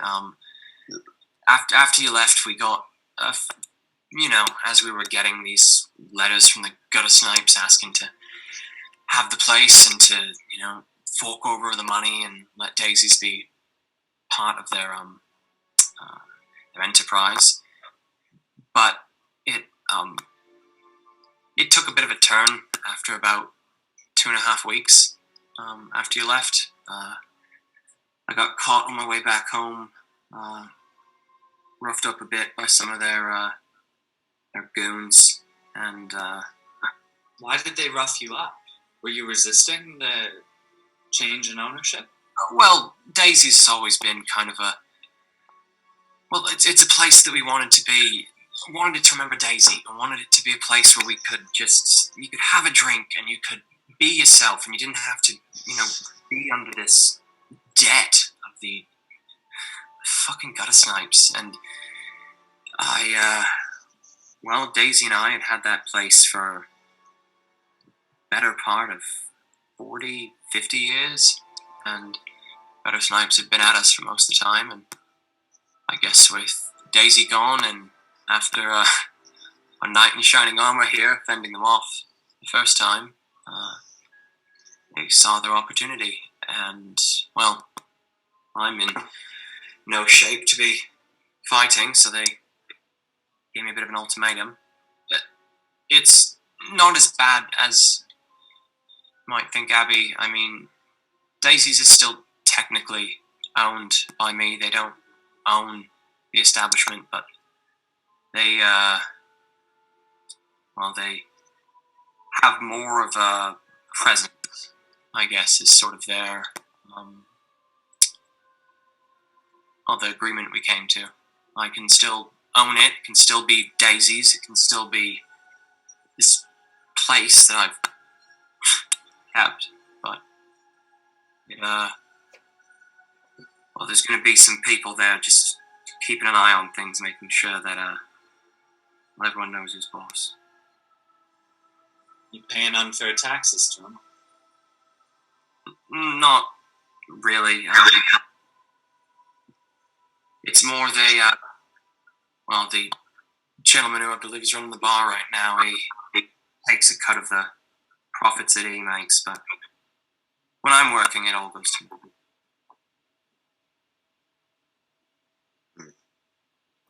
Right. You think it's stable? You think they're gonna start asking for more in the future? Well, I mean, they're greedy fucking bastards, but I imagine as time goes on, they'll ask for more. But I mean, we had a good run. It was 50 years of being free. I mean, I'm tired. It's not the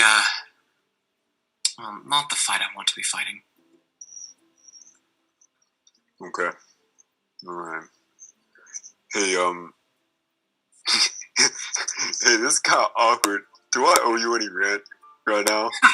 It's been a minute since I was home, and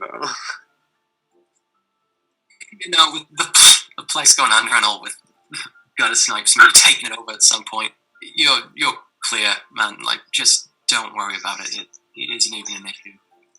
alright. Well, thanks for that. Hey, I might be gone for a little while. Again, if you need to get into contact with us, I think, hey, Ala, is it alright if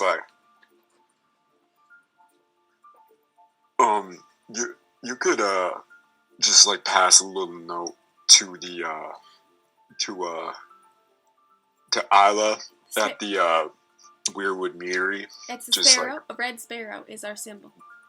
Yeah, just put a red sparrow on the front. Send it through the mail. Send it there, and we'd be able to pick it up. It'll go straight to Abby, I promise. A red sparrow? Mhm. Alright, I mean, if I end up needing to contact you for anything, if I find anything in your room, then I need to get back to you. We can offer many services. In a non-creepy way. Takes a step forward, sizes you up a bit. Alright. I think he means if you need help fatten the snaps. Yeah. if they start asking for too much, or if they come around to beat you up again, you know who to call. Well, I appreciate having a friend. It's well, nice to know there's still people that care. Well, you got the so. And that's Rex, because I noticed he isn't smiling. Rex gives a nod and sort of continues to he just seems very interested in this green dragonborn, just sort of like sitting there watching him. So, I mean, thanks for opening your door. Nice to see you. I hope you take care of yourself, bud. Well, I can only hope the same for you as well. If you want, I mean, I can invite you in for a drink if you've got nothing else to do today. How are we feeling, guys? Do we need are we still waiting on a thing, or? Haven't heard anything yet, so we could, yeah. Yeah. Let's do it. Yeah. Well, thank you. Yeah. All right. Well, Nice of you. come on in. And he sort of stands aside from the door and hits you, and you can see this quite thin hallway that near about like the middle portion of the hallway, there's a staircase that leads up to the second floor. Pretty well immediately to the left, coming off this hallway, is the living room, which is then attached from there to the kitchen. And as you guys come in and sort of file your way into the living room, you can see the various like beer bottles that have become situated across the room. A couple of the larger liquor bottles from the Buxom Baron, looks like whiskey and spiced rum and the like. So it seems that he's been drinking quite a bit, and heads over to the kitchen. Is there anything I can get you? Do you want a beer or a spirit? I've got rum. If anyone's interested. I love rum. Do you have any All right. salmon hearts? I can't say I have. That's an interesting request. Sorry, Um, that's fine. Anything else besides Yeah, I'll have a rum too. Yeah. as well? Yeah, Rex. Oh, do you need a? Rex just standing at the door, holding his cane. I'd like a vodka, if you have it. Oh my god.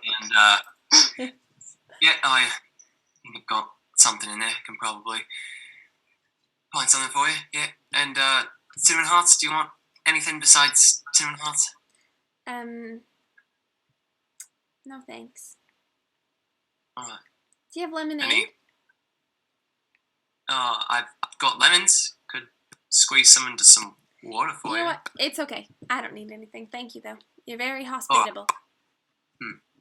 And he begins to sort of set things up in the kitchen as you guys find sort of spots to sit on.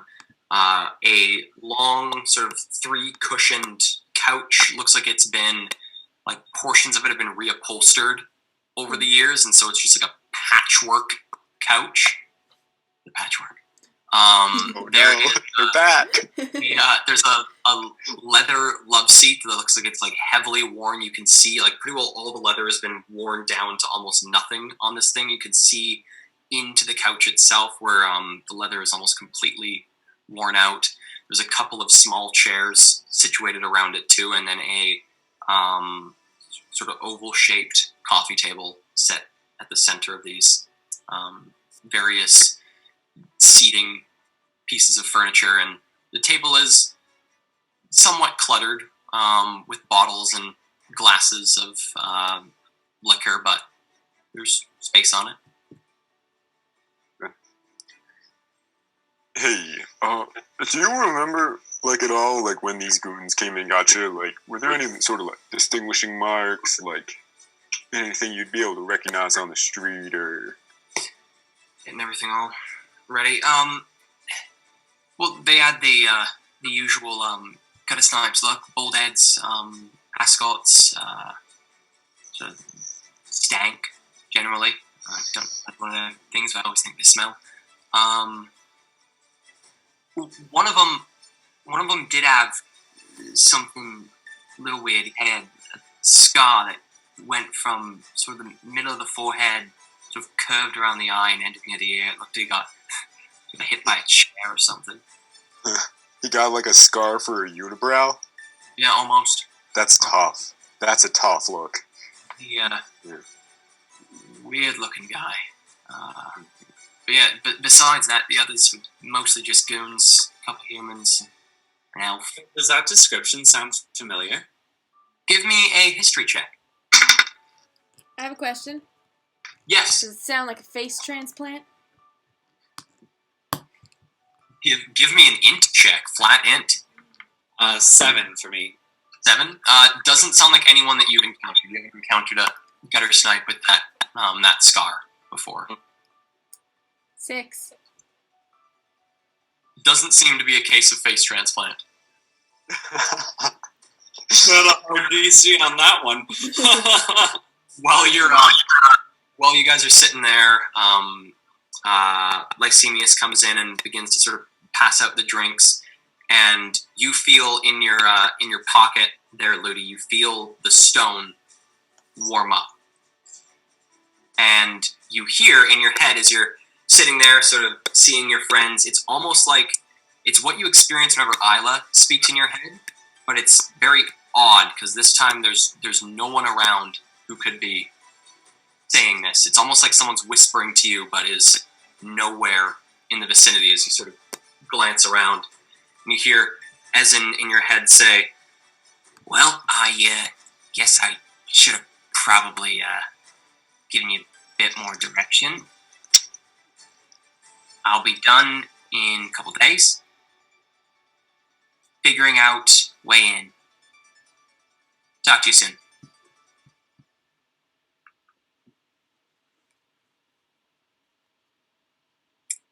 And sort of with that, you hear the voice fade. You feel the warmth of the stone in your pocket fade, and Lycemius pops himself down on a worn leather love seat.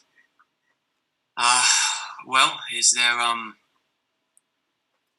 anything you're interested in? Anything I can shed some light on? Anything anything you've been up to you want to tell me about? Oh.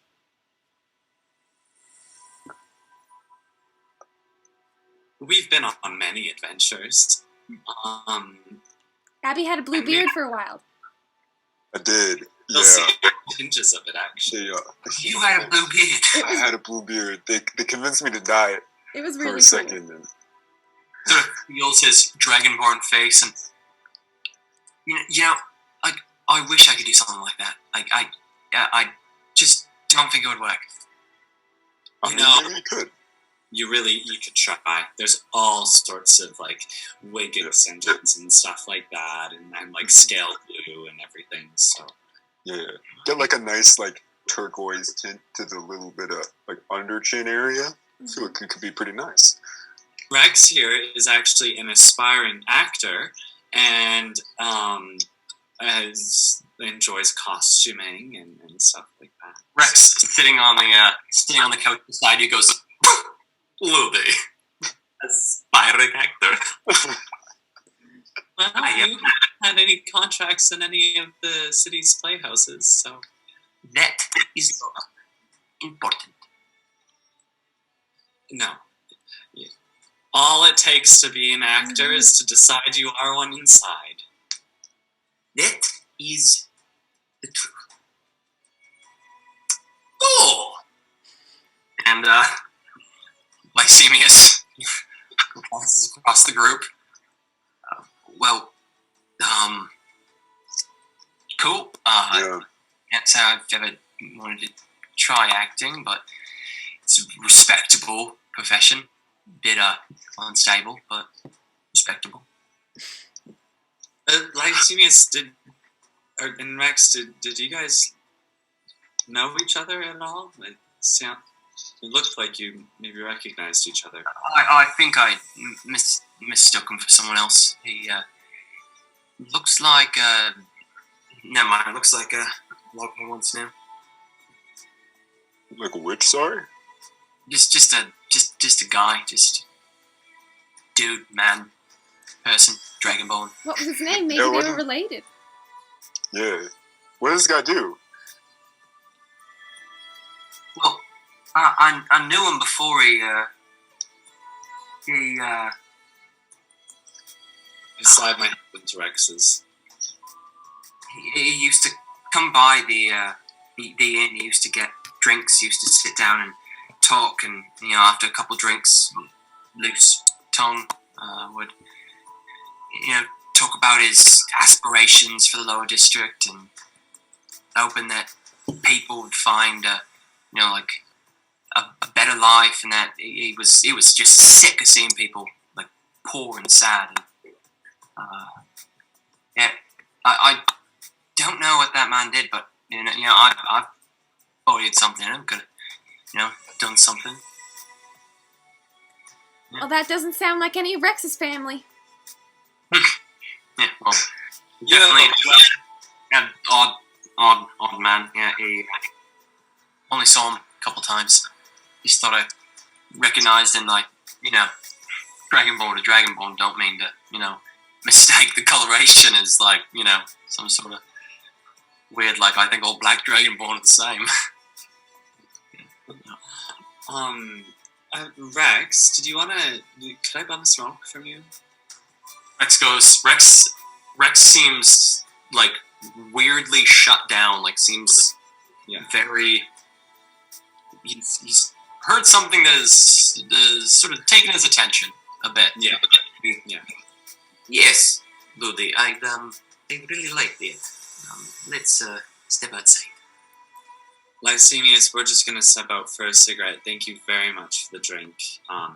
You're very, very welcome. So, Yeah. yeah. Nice meeting you. You guys have a wonderful day. Yeah. Abby, Isla will catch you outside in a bit. So, bye. And I head out with Rex. And we don't need to role play it because he's not here. But I just check in on him and see how he's doing. And we sit and have he has a cigarette. I don't have one. Sounds good. So, how did you meet Daisy? Well, Daisy and I were both of us were looking to find some way of. We were both entrepreneurs, I guess, is the best way to put it. I knew her as a friend through a friend. I heard she was good with cooking, and I had an affinity towards drink, and I sent her a letter one day and said, hey, I think we should discuss something. I've got an idea for like a really like something that the lower district really needs, like just a place where people can be themselves, and you don't got to worry about like debt, and you don't got to worry about these gutter snipes always breathing down your neck. And we got talking, and it sort of as the years went by, as we sort of planned out the basis of this inn and getting things into motion, and buying things. And I mean, most of the place we built from the ground up. Most of it was like our own doing. Sort of push came to shove, and realized we had feelings for one another, and it sort of went from there. It was pretty nice. I thought what we had was really special. The before the place was called Daisy's, it had a much less roll off the tongue sort of name. It's it used to be called the Sinkhole.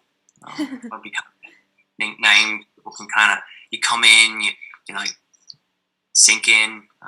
It's a dumb name, but that's what it started off as. And then Daisy got sick, and sort of things happened. I'm sorry that you lost her. I've never lost anyone before, so I can't imagine what it's like. But I reckon it's not too great. So I'm sorry. Yeah, well, I appreciate the condolences. It's nice. Yeah, she sounds like she was a great person. I'm sad that I missed her. Yeah, she She was something else. She was a powerhouse. That woman. Right. Well, thank you for the drink. I don't mean to come and abuse No, your hospitality, Rush, but You guys, sounds like you got something going on today. I mean, you got if I'm being honest, there's two guys you're hanging out with. They look like they're more mid-district crew. Well, I mean, your little friend here looks like someone from like the high district or something. But, yeah, it looks like you got yourself with a group of people who keep themselves busy. yeah, we keep our heads above water.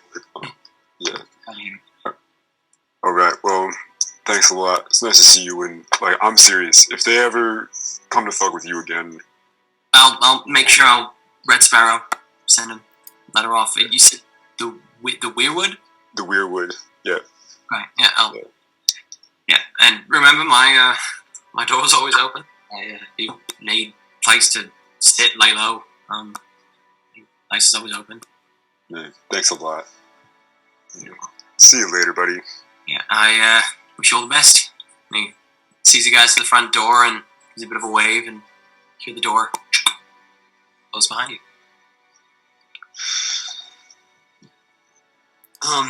So while we were in there, I got the response from Ezen, and he said it's going to be a couple of days still. He also said that he regrets not giving us more instructions, I think, in fewer words. And I counted the words. I'm pretty sure he used like 26 or 27 words. So, as long as we've got the same exact word count on our devices, I think we're good if we say like 26, you know. So, yeah, maybe 27. I miscounted at some point, I think. So yeah, 26 is safe. But yeah, we've got a couple days, so I say we take the job from Crimp. Vandenbilt. Yeah. Vanderheit. Crypt. Vagelbot. Bagelbot. Yes. Okay. Yeah. So, Abby, was that everything you needed to do down here? Yeah, I think so. Sounds like, I mean, you heard it. Lycemius seems okay, and he's just kind of done, so... I mean, Yeah. I'm not gonna lie, guys. I don't want to say this too loud, but... I want to get those motherfuckers at some point. Yeah. Yeah. I mean, they're a big gang. Going after one of them kind of means going after all of them. But I mean, we've done it before, right? Yeah, we did. Down an entire gang before, I suppose. Are they only in the lower district? Yeah, They are? they are. Are they? You know that they mostly operate in the lower district. That's where they're able to hold the majority of their sort of people in debt. There are a few instances of them in the mid district, but they're nowhere near as prominent. They're mostly sort of like the northern reaches of the mid districts, the stuff closest to the low district wall. Some of that is gutter snipe jurisdiction, but most of their stuff is in the low district. Okay. Yeah, pretty much. I mean, they'd probably be worse than the Patchwork, but like just so ingrained, you know, a lot of money, a lot of resources coming in, so, you know, we might need a little backup for that, but we could make it hurt a little. Okay. Let them know that somebody's paying attention. Do you want to do it right away, or should we put it on the list? Let's put it on the list. I think there's some other stuff that sounds a little more dire that we need to fix up before. That is true. Yeah. And Oh, hey Rex. I forgot. I got a deal on the hat. And I think it's about to wear off.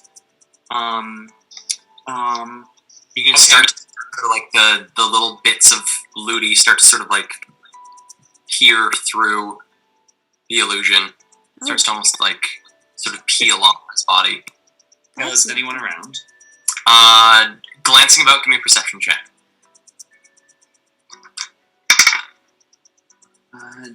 14. There isn't anyone in the immediate vicinity. Looks like a few people, probably the better part of like 90 feet away. Looks like heading towards you, but they're far enough away that they can't really make out like physical details. I just like grab Rex and I put him in front of me, like between me and them, and I remove the hat and The illusion fades. Isla. Mhm.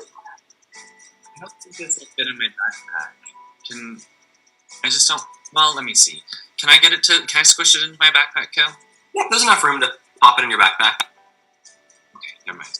Anyways, Isla thankfully asked me to, or reminded me to haggle a little bit with the hat, and so I got the price down a little bit. So you all gave me a little bit more money than I needed, and I give each of you, including Rex and Kale, I'll keep a little note for Jackson. I give everyone 11 gold pieces. Oh, nice. So I now owe you all 159 gold. Child's play, really. That's all. A bit at a time. But I mean, with this job with Crip, I'll be able to pay you almost all back right away. I'll probably pay you two back before I pay Rex back. So. It's like barely a pair of boots at the store.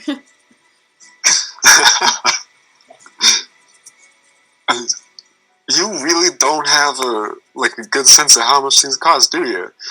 Me? Yeah. I have a really good sense of how much things cost because I used to work in a store where I sold stuff for money. Yeah, I was like really a good at selling particular store. stuff too. I'm just saying, that was a nice store. I'd never buy a pair of boots for that much. You wouldn't call it a nice store if you had to live in the office. Yeah. It's kind of fucked up that they didn't give you anywhere better to sleep. Like, you were an employee still. Well, Had feelings. I don't know if I was an employee so much as, I think the big guy just bought me. You didn't get paid at all? Paid? No. Yeah, that's not an employee. Yeah. No, not at all. Well, should we head back to the rail? I think so, yeah. Yeah. Okay, so you guys start making your way through the lower district, back into the Black Emporium, and back towards the rail. Unless there's any favorite treats in the neighborhood you wanted to get on your way out. You know, things you just have a hankering for. You can't get them in the mid district. You know, I think I've had my fill of the area for a little while. Okay. It's not what it used to be 3 weeks ago, you know? Times change. Can't live in the past, gotta keep on trucking. Your friends are very nice.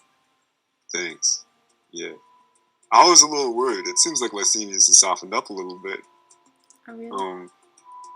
Yeah, earlier, I think when I first met him, if I had just kind of gone to his house like that, he'd be like, what the fuck? Like, sort of, you know, like he's not like a physical guy or anything, but he'd be sort of like, well, don't do that. Might take it off your deposit. Well, maybe you defending his establishment, put you in his good books. Yeah. For as long as that lasted. I'm sure everyone that meets you would like you, Abby. Yes. Well, sorry, Isla, do you have something to say? Were your previous roommates at the Cloud9, did you like them or us better? Ooh. I really didn't like, I didn't, Yeah. Sorry, was that? I'm sorry, that wasn't cool of me. I was just kidding. it's okay. Hey, Rex. Yeah. If you don't mind me asking, Do you think Lysimus was talking about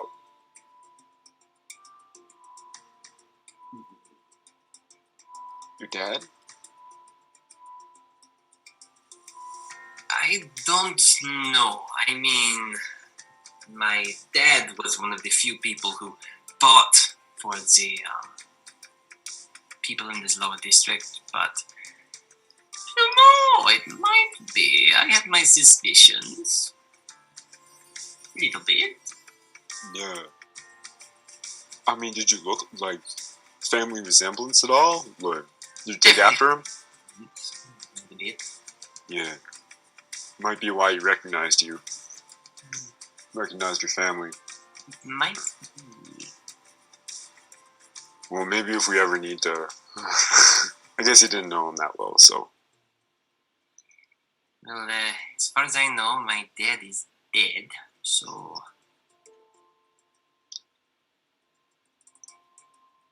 Yeah, kind of a dead end, I guess. Should we head back? Should we start on this, start Yeah. crimping, you know? Yeah. Okay. So you guys head to the rail?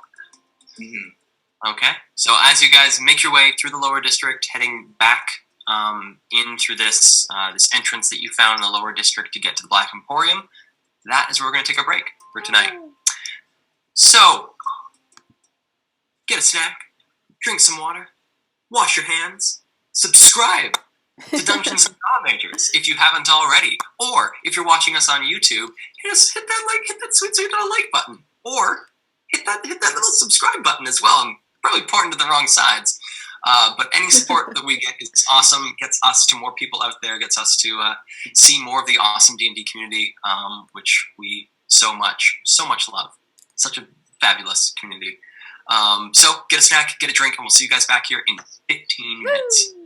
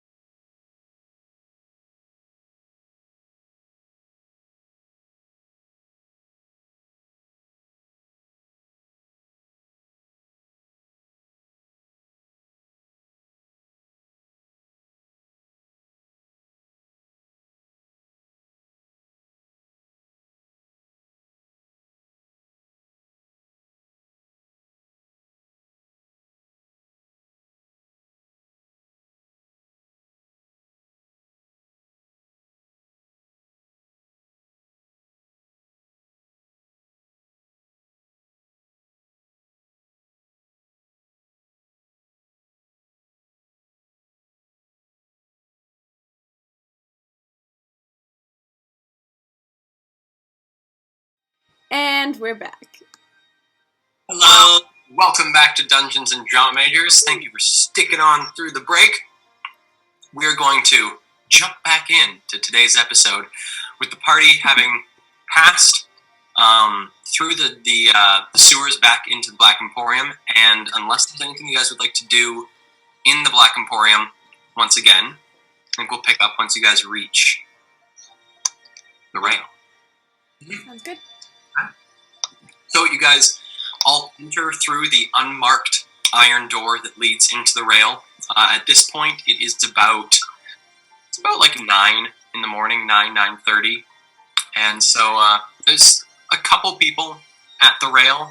Mostly, it seems like people sort of slowly starting the day's work of setting the place up for a night of late night clubbing that the rail usually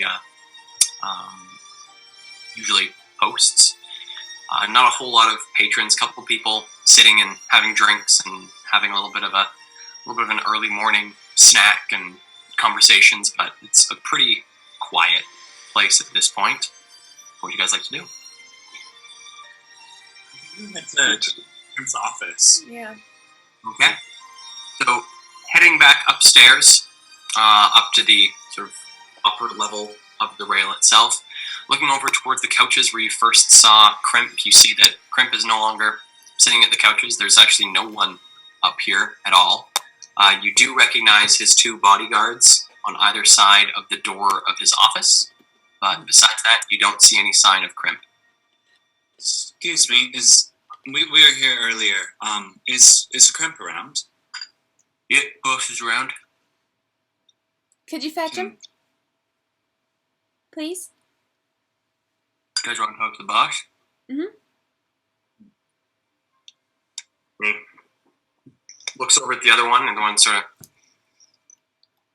And he, with one big meaty fist, gives 3 knocks on the door, and you hear sort of like a higher-pitched sort of, "What?" from inside, and the bodyguard says, "Well, Mr. Vegelbach, there's some people here to see you." And hear from inside, "Let him in!" And the door sort of creaks open, and you see, from just a little bit of the door opening, you can see Crimp sitting at his desk, small little pair of spectacles at the end of his goblin nose, and seems to be working on some paperwork, and sees that it's you as the door opens. "Ah, come on in. So, take it you folks have had a bit of a morning to think about my proposal? Yes, we have. Alrighty, and has there been a consensus, or should I look for some other individuals to partake? We will accept the job if you add 200 gold to the reward. Give me a persuasion check.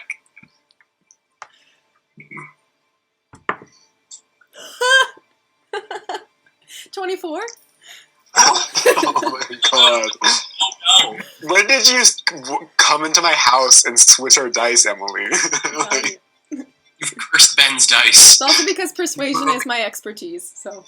oh, yeah. Broke quarantine code and stole his dice. Well, sure. Why not? Throw 200 on it. So, you folks all ready to head out into the wastes, do a little bit of scouting, a little bit of reconnaissance, a little bit of maybe some acquiring of goods? Mm-hmm. I'd just like to clarify the terms. So it's 2 jobs, right? We are looking for your employees that have gone missing, and we're also going to attempt to bring back some of that liquor that is not very good, but is popular amongst your customers. Yes, it's, well, the job, as I told you before, it's, I need you guys to track down a couple of my employees, by the names of, Nadine Halston and Sadrin Ethel. Nadine's a human woman. Sadrin's a drow man. I need you to track them down. They should be, hopefully, between here and Valstead. Probably the better part of about a 5-hour drive out of New Eden. The goal is to find what happened to them, if they're being held, if a ransom is being put together, or if other forces have unfortunately ended their employment a bit early. In addition, if you find yourselves in Valstead itself during this investigation, or if you decide to go to Valstead, I would appreciate it if you picked up my, the order that is rightfully mine. Should be an order of schnapps. The name of the schnapps is Goldvine Orchards. Usually has a small little graphic of like an apple and a pear on it. The fruits that they use to enhance the schnapps. They, since they're outside the jurisdiction of the city, they're able to use more genetically modified things. They have more geneticist freedom there. And so they have some genetically modified orchards that they use to make the schnapps. It's, not necessarily the best liquor, but it gets people drunk and it sells quite well. So it's something that we like to keep in stock.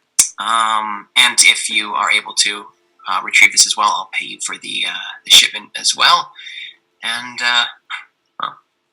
friend, I'll throw an extra $200, 200 gold on it for you there as well. So it's 1,000 gold you're paying us for each of the jobs. So 2 grand plus 200. Yes.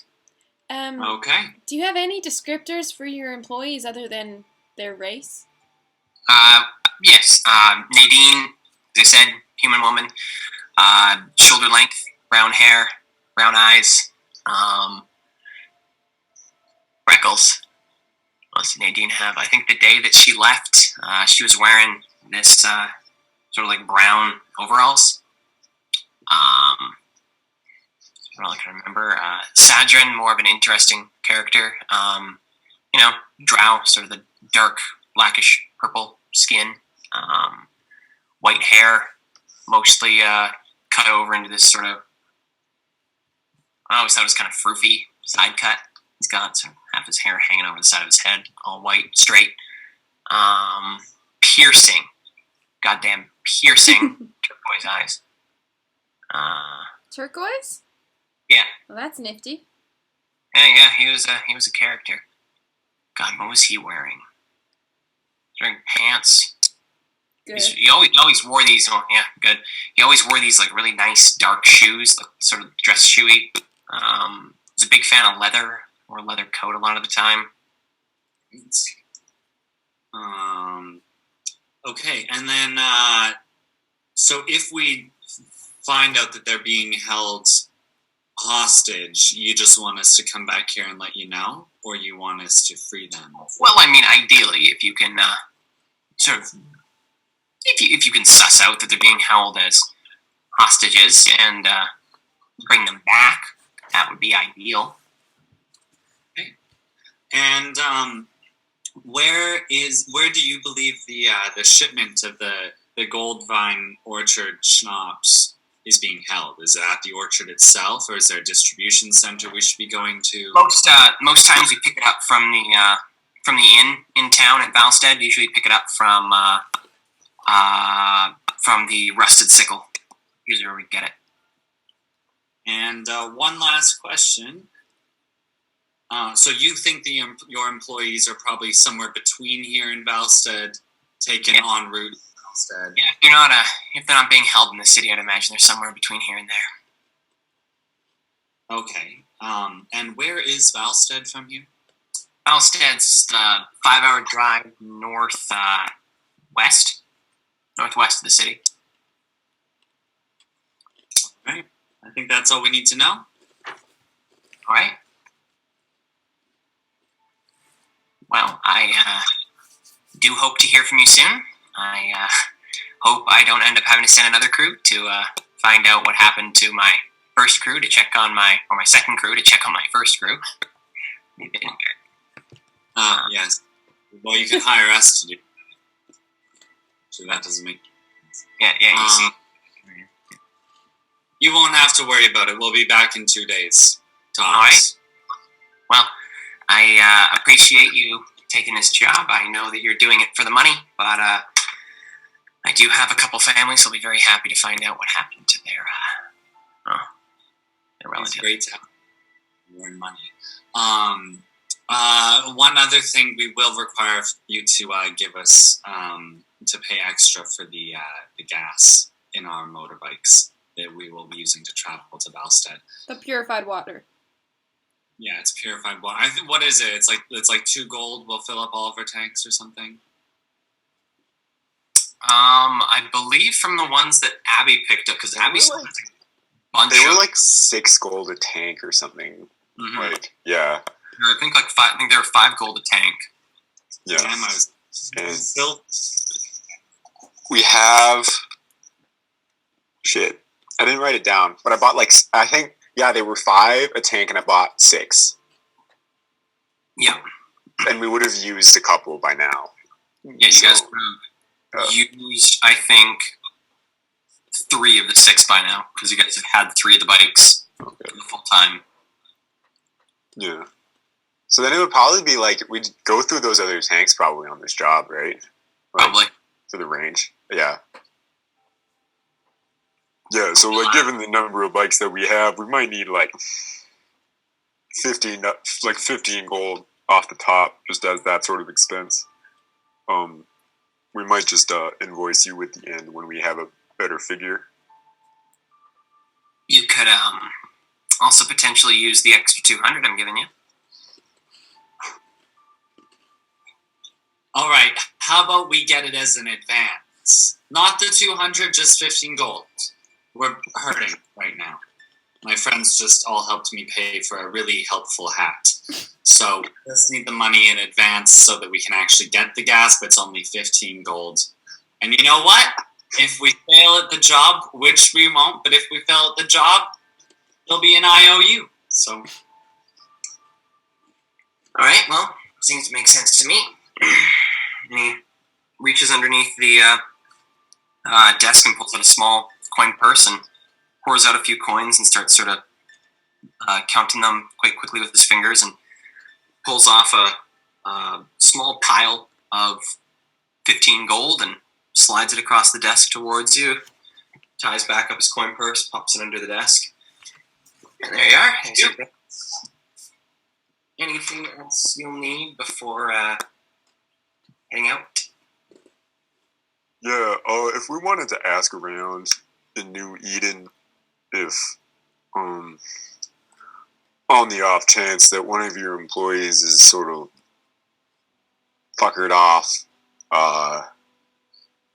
in town, just not likely, but if anyone's seen them more recently than you, where do you think we might ask? I mean, knowing my employees, I don't think they'd be probably the best place to look. Black Emporium. Might know something about them if they spent some time down there. Besides that, you could potentially wait until nightfall here. Might be able to ask some of the more regular patrons. They might have an idea. Abby, I think we're best to just, hit the road to Valstead and see what we find. Yeah, that sounds right to me. All right. Well, thank you, Mr. Fagelbach.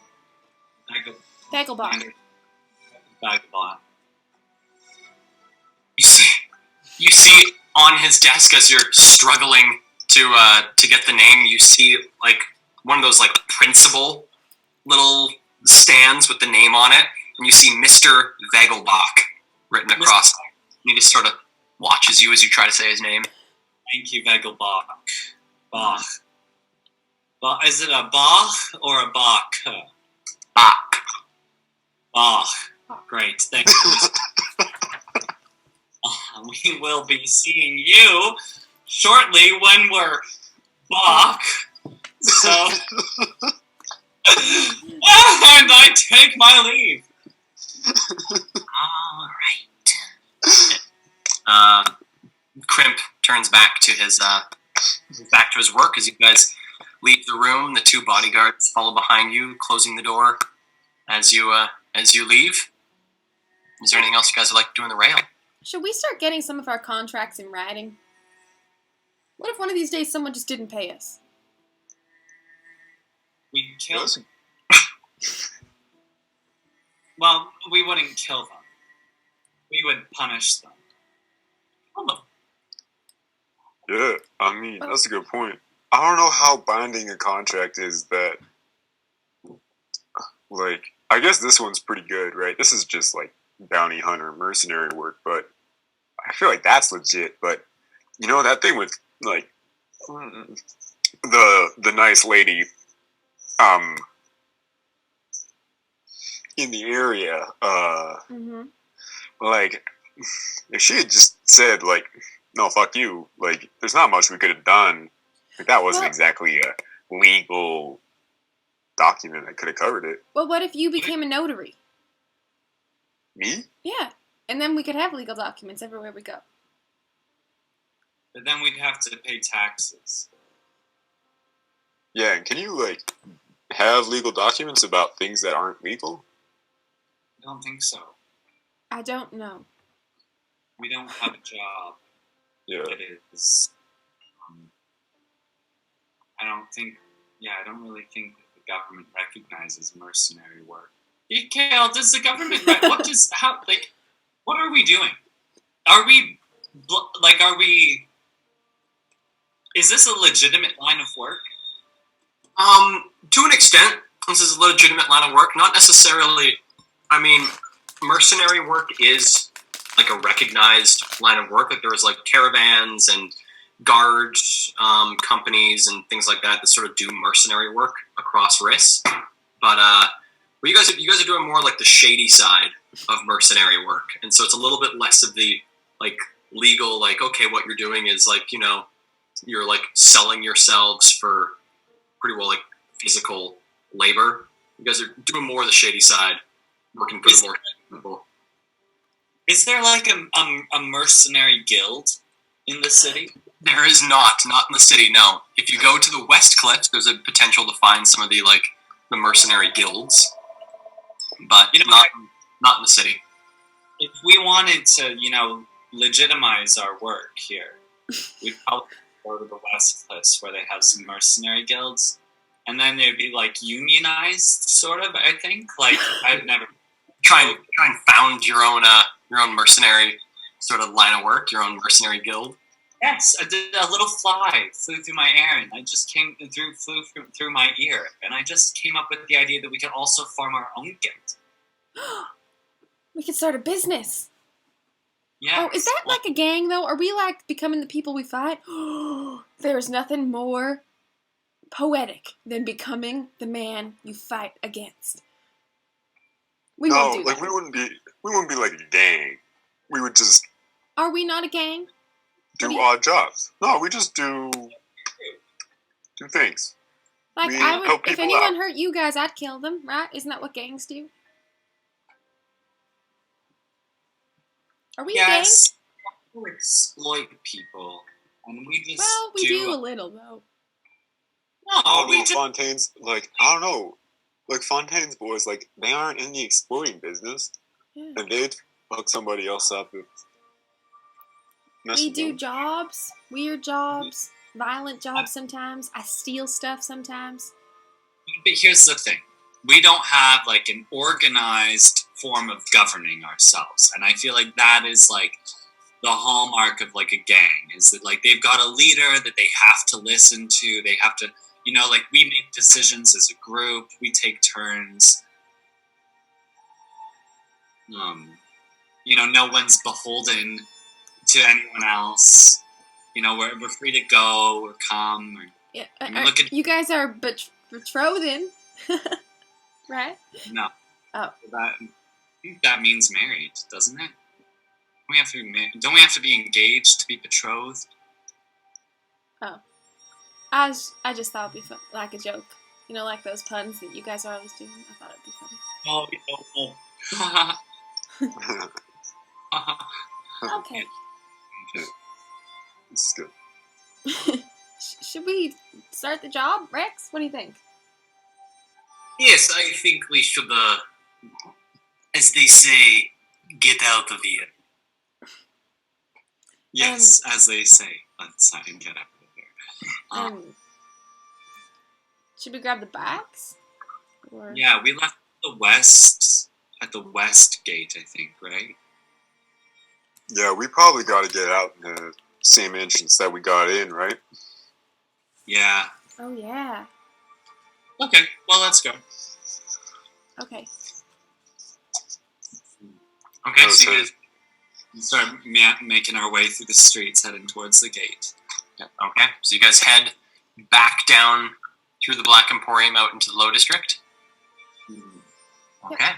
No, wait, no. No. We want to go to the sewer entrance. Oh, so you guys want to go through the secret entrance? I think so, right? Mhm. Yeah, we might as well. Because or are we okay leaving the city out the regular gate? I think, actually, yeah, I think that maybe it would be best if we took the sewer exit, because with the heightened security and with them having some of our, information and stuff, they might be screening people leaving the city just as intensely as they screen people coming into the city nowadays. So Wouldn't hurt to go the safe way. yeah, let's find that manhole. Woo! Okay, so you guys head out of the rail and start trying to hunt down the manhole. Yeah, I think Rex would take the lead. Okay. I'm looking almost exclusively for the old woman. Okay. So whoever is rolling for Rex. I don't know if I think Abby might be like, "Hey Rex, I got this one. It's okay. It's okay, man. You don't want to help out?" Yes, I do. I'd like that. Would be good. Right. Yeah. Okay, so Abby, give me a survival check with advantage. Yeah. And Isla, give me a investigation check. Oh no. Natural 20, total 24. Hey! Are you asking me now? Wait, what did you get there, Isla? Natural 10, which comes to an 8. Okay. So, looking around for the old woman. Unfortunately, you do not find her as the party makes their way towards the eastern wall of New Eden, and you start zigzagging your way through the back alleys. Abby, you generally remember the area where this manhole was, and you recall that it was somewhat close to where Ezen's home was when you guys first visited Ezen's home. And it takes you guys probably the better part of about 25 minutes to hunt down this manhole until Abby finds one, and glancing around, you feel pretty confident, judging by where it's situated in this back alley and what's around it, that this is the manhole that will lead you where you want to go. Great. It's like what, around noon now? It's about like 11. About 11. Okay. Head down the hole. Okay. So you guys pop off the manhole and make your way down the ladder? Yeah. Yep. Okay. Who's taking the tail end? I'm gonna take the tail end because I want to look around and see if anyone sees us as we slip in. Okay. Give me a perception check. Oh, 9. Oh wait, 8.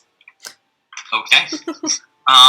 As you pull the manhole cover back over yourselves, you glance down the alley and out into the street. You don't notice anyone watching you.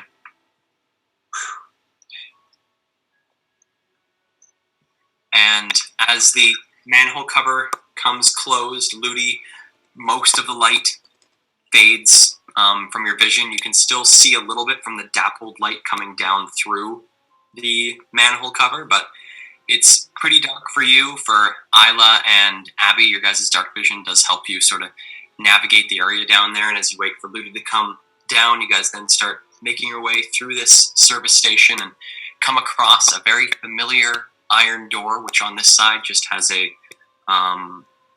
single latched handle, doesn't have the lock on this side, and pulling on the latched handle, it comes open, and you can see on the opposite side of this door the completely unmarked iron on this side, plus the little dial, and then the about 5 inches thick of just solid metal that this door is, as you pull it open and see the long corridor that has been dug through the wall extending before you.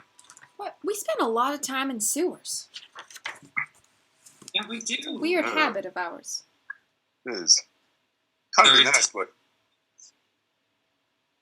at least this one's like the 4th or 5th time in 3 weeks. Yeah. Yeah. Man, I'm starting to go nose blind to it. It's, I'm starting to get worried. Maybe I smell like sewage. I don't want that. I can assure you, you don't. After about 20 minutes of leaving the place. Yeah, that's reassuring. That sounds about right. I hope. Yeah. Okay. You guys make your way down the corridor.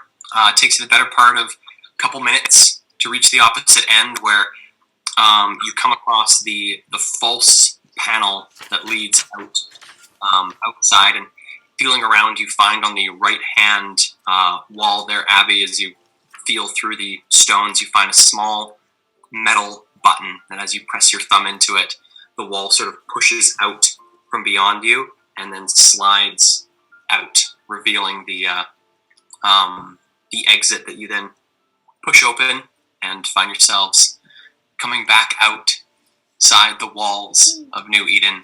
Underneath the tram tracks, there's the sort of hissing and whining of steam and metal as one of these trams slowly seems to be climbing back up from Black Dock, sort of coming up towards you and climbing up the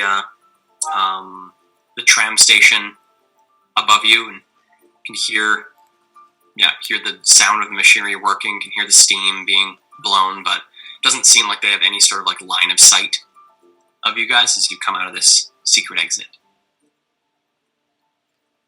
I think we make sure to close the door behind us. Yes. Yes. Yeah. Closed.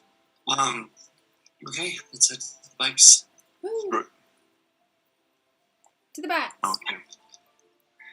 And so making your way along the eastern wall takes you another long time. I mean, Abby and Ludi sprinted this last time you did it. But you guys taking your time, make your way around the eastern wall, and about half an hour later, you guys find yourselves coming up to the sort of covered garages out front of the Low District of New Eden itself. Hey, should we take the rover?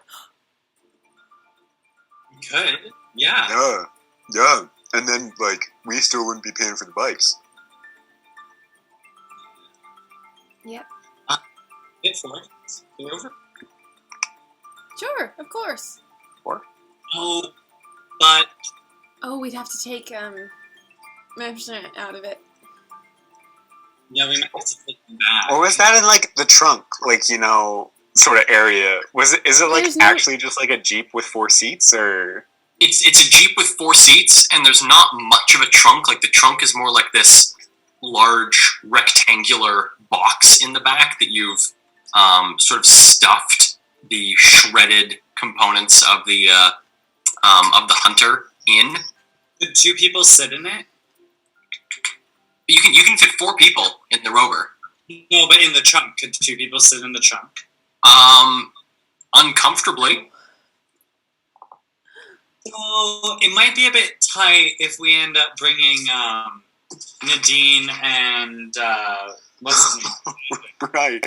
Yeah, we have to bring people back. Take the rover in 2 vehicles, because we also will probably want to be able to carry the schnapps So the trunk, be free for that.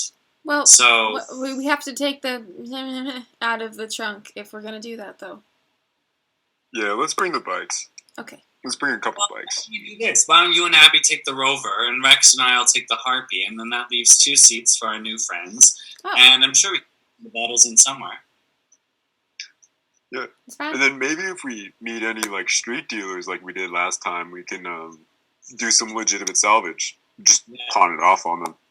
Yeah. I'm sure Sell they'd be them. pretty impressed. Okay. Absolutely. Okay, Sounds good. I'm just gonna head up to the counter, Kale.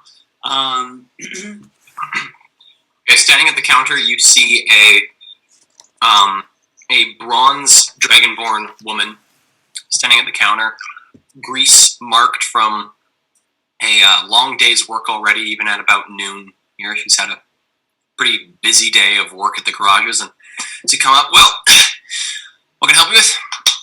I feel like you've had a long day's work. I have indeed. You haven't? I have indeed. Oh, you have. Yes, certainly.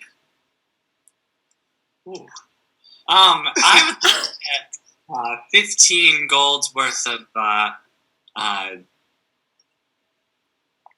whatever that liquid is that fuels the bikes and the rovers. Water. Water, yeah. Like some sort of Keeping eye contact with you, she just hoists 1, 2, 3 of these large these brassy canisters of purified water up onto the counter. Anything else? Is that guy working with the shoulders? Sorry? His name's Miguel. Thanks, Abby. Let me see. Orlin, come here. And one of the workers comes over, a rather brawny human man. Can you check if Miguel? Oh! I would just like to say that Rex, knowing we were coming here, would have put on a disguise, and we forgot to do that for him. But Jackson totally would have put on a... He'd be that tiefling. He'd be the He's a... dude. Well, I don't think he'd be that one, because they know that one, right? Well, but like that's why like they want to know that one. Oh, That's his persona. Yeah. Mirage persona. cool. Yeah, because it would be weird if we just keep coming back with different people, asking for the same vehicles. It's like we drive them out into the desert and kill them, and then come back. Okay. Look, is Miguel is the name of the person you're looking for? Yeah. Do. Go look for Miguel. Okay, well, he looks for your friend. Is there anything else you need? You look pretty strong. The way you hoisted those tanks of water. Have you ever considered joining the inner fight circles of some of the mid-district inns? You know, I can't say that I have. They are great fun. I used to be a reigning champion, actually, in one of them for about a week, and then I had to leave because people got too upset. But you just look like you'd be exactly the type. I'm just saying, I would bet on you. You've got a tough, personality. I don't know. It's just cool. G7, we just need the Rover and one of, and the Harpy. The rest we're gonna keep here. You're gonna keep here? Not G's. Do you have your Yes, G7 is our thing. she takes a look at it. Yep. And passes it back to you. Okay, I'll go get those. Your friend might be up here while I'm getting your things. And she heads off away from the counter. And while you guys wait at the counter for a few moments, you see sort of come in from the workshop area to the right-hand side of the sort of commercial area of the garages. You see Orlin come in with a stout dwarvish man who you recognize as Miguel, and you're having a conversation with Miguel, and Miguel's kind of like, I give Ludi a little elbow as soon as we see him. And then he looks over at you guys, Oh god. and He go. his face goes white. And he just sort of starts like backing up, and he like looks at Orlin and is going, Miguel, Miguel, hey. No, it's Oh no, poor guy. He's saying. and Miguel just like backs out of the room. I don't even remember what happened. Rex, you hit him or something, didn't you? I may have punched him. How could you possibly be jealous? I don't know. I mean, Ludi. Can you be mad at this face? I'm not mad. No, I'm mad, Rex. Just Let's get that. Or Sean. And pretty well, as Miguel leaves, the Dragonborn woman comes into the room, and I got some of the folks to get you guys' vehicles out front. They should be waiting for you there. If you just want to come up to the counter here, we can get you all processed. Yes. Sure, how All much? right. So for 15 gold worth of purified water, and for the storage of the rover, it looks like the harpies in our files here is one of the ones that was bought here, so you guys are cleared for that one. It comes to 20 gold. I just gave him 20 gold. Oh no, I have the 15. I have the 15 from. Oh, right. I wrote it down. I put it on my character sheet. So Okay. So, do you want to give 5, Abby? Oh, yeah. Sounds good. And I fork over the 15. And we're good to go. Okay. Well, it was lovely meeting you. I love your whole vibe. And if you ever feel like you might be interested in making a little bit of cash on the side, I really think you'd fit in. So, you let me know. I will let you know. You know, something about that just really suggested, okay, fine, I'll go, Rex. Hey, Lily, is that place like paying you to recruit people, or? Yeah. Like, are you like an influencer for this like boxing gym? You get like a discount for every person that you bring back? Are you a brand ambassador? I suppose, not technically, no. Not no to all of that. Wait, so like you were like legitimately a champion of like an underground fighting rank? Yeah. So when Rex and I first got together, we spent a couple weeks in various different inns and taverns and that sort of thing in the mid-district. And you know, a couple of them had like these fighting competitions, like brawls, and we watched for a while, and eventually I started participating, and I kicked some serious ass, and then you know, we made some enemies and moved on. Oh. But it was great fun while it lasted, and I just love to live vicariously. Unreal. Maybe, hey Louie, someday like maybe when we're bored, you and I should just go mano-y-mano on each other, like Man, I told bare you I hands, know my pitch. What is this mano-y-mano? hand to hand, just one-on-one fight, like literally things that you do all the time. Can I be the referee? Yeah. But yes, absolutely. But the thing is it was only hand-to-hand combat. No guns, no knives, nothing like that. Yeah. I still feel like I could take you just with my bare hands. Not gonna lie.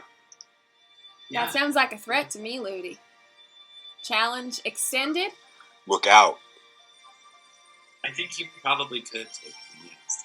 I was mainly fighting drunken, sloppy bar people. Ludi, that's not the kind of confidence we want going into a big fat. Yeah. Well, I don't know. I don't want to over embellish my capacity. If Abby thinks he can take me, I'm sure he can. Moody, man, I was just trying to have some like good trash talk going. Like, if I'm being totally honest, I don't know if I'd win that fight. I've seen how you punch it. It looks like it hurts a lot. I was just trying to be like, just trying to goad you. Just trying to like, get you into it, you know? Be like, competitive. That's But, man, come on. Learn how to trash talk better, please. Your hair sucks. I bet that, like, you couldn't get a nice haircut if your life depended on it. Oh! Get him where it hurts, his hair. Moody, you didn't have to mention the hair, bud. Hey. You just asked me to trash talk you. Oh, I didn't think you were going to get that personal. Come on, I put a lot of effort into this. I got it trimmed just like a couple weeks ago with the beard. I'm sorry. Abby, I just don't understand this whole trash talking thing. Nah, I got you. I got you. Oh. A little red free in your head. That's like a double reverse trash talk psychology. Yeah. Something like No. Well, Rex, I think I'm gonna drive the Harpy. I need to get some energy. Okay, Ludi, you, Yep. And Rex. Well, Racy to Valstead, I'm gonna hop into the car. No! Hey, do you know where you're going? I'm looking over. Yes, northwest of the city, 5.5 hours. Get in the Rover. Shit, am I driving or you driving? Who's driving? Am I driving? You Oh, driving? you're driving. Yes! You're driving. I don't know how to use this thing. Get in, Abby. Come on, we're going. We gotta be. I saw. Yeah, just like do like a sick, like side. Don't even open the door. Just like vault over the door, like As the handle. literally and hop in. as soon as his butt hits the seat, I am just like a bullet. I was just gonna say, I was only waiting long enough for their butts to be in the vehicle. So as soon as their butts land, I'm like, I do that wheelie thing, Cruella de Vil. We're heading northwest. Okay. So you guys take off. Ludi fires off with Rex on the back a little bit before Isla and Abby are able to take off. But you guys are actually able to keep pace with the Harpy in the Rover. The Rover is a pretty quick vehicle. Yes. So keeping pace with the Harpy, you guys speed along the road that begins to snake sort of westward away from the city, and then you guys take one of the extraneous roads that heads more northward. And Can we say that we put the cans of purified water in the back seat of the Rover? mm-hmm. Okay, thank you.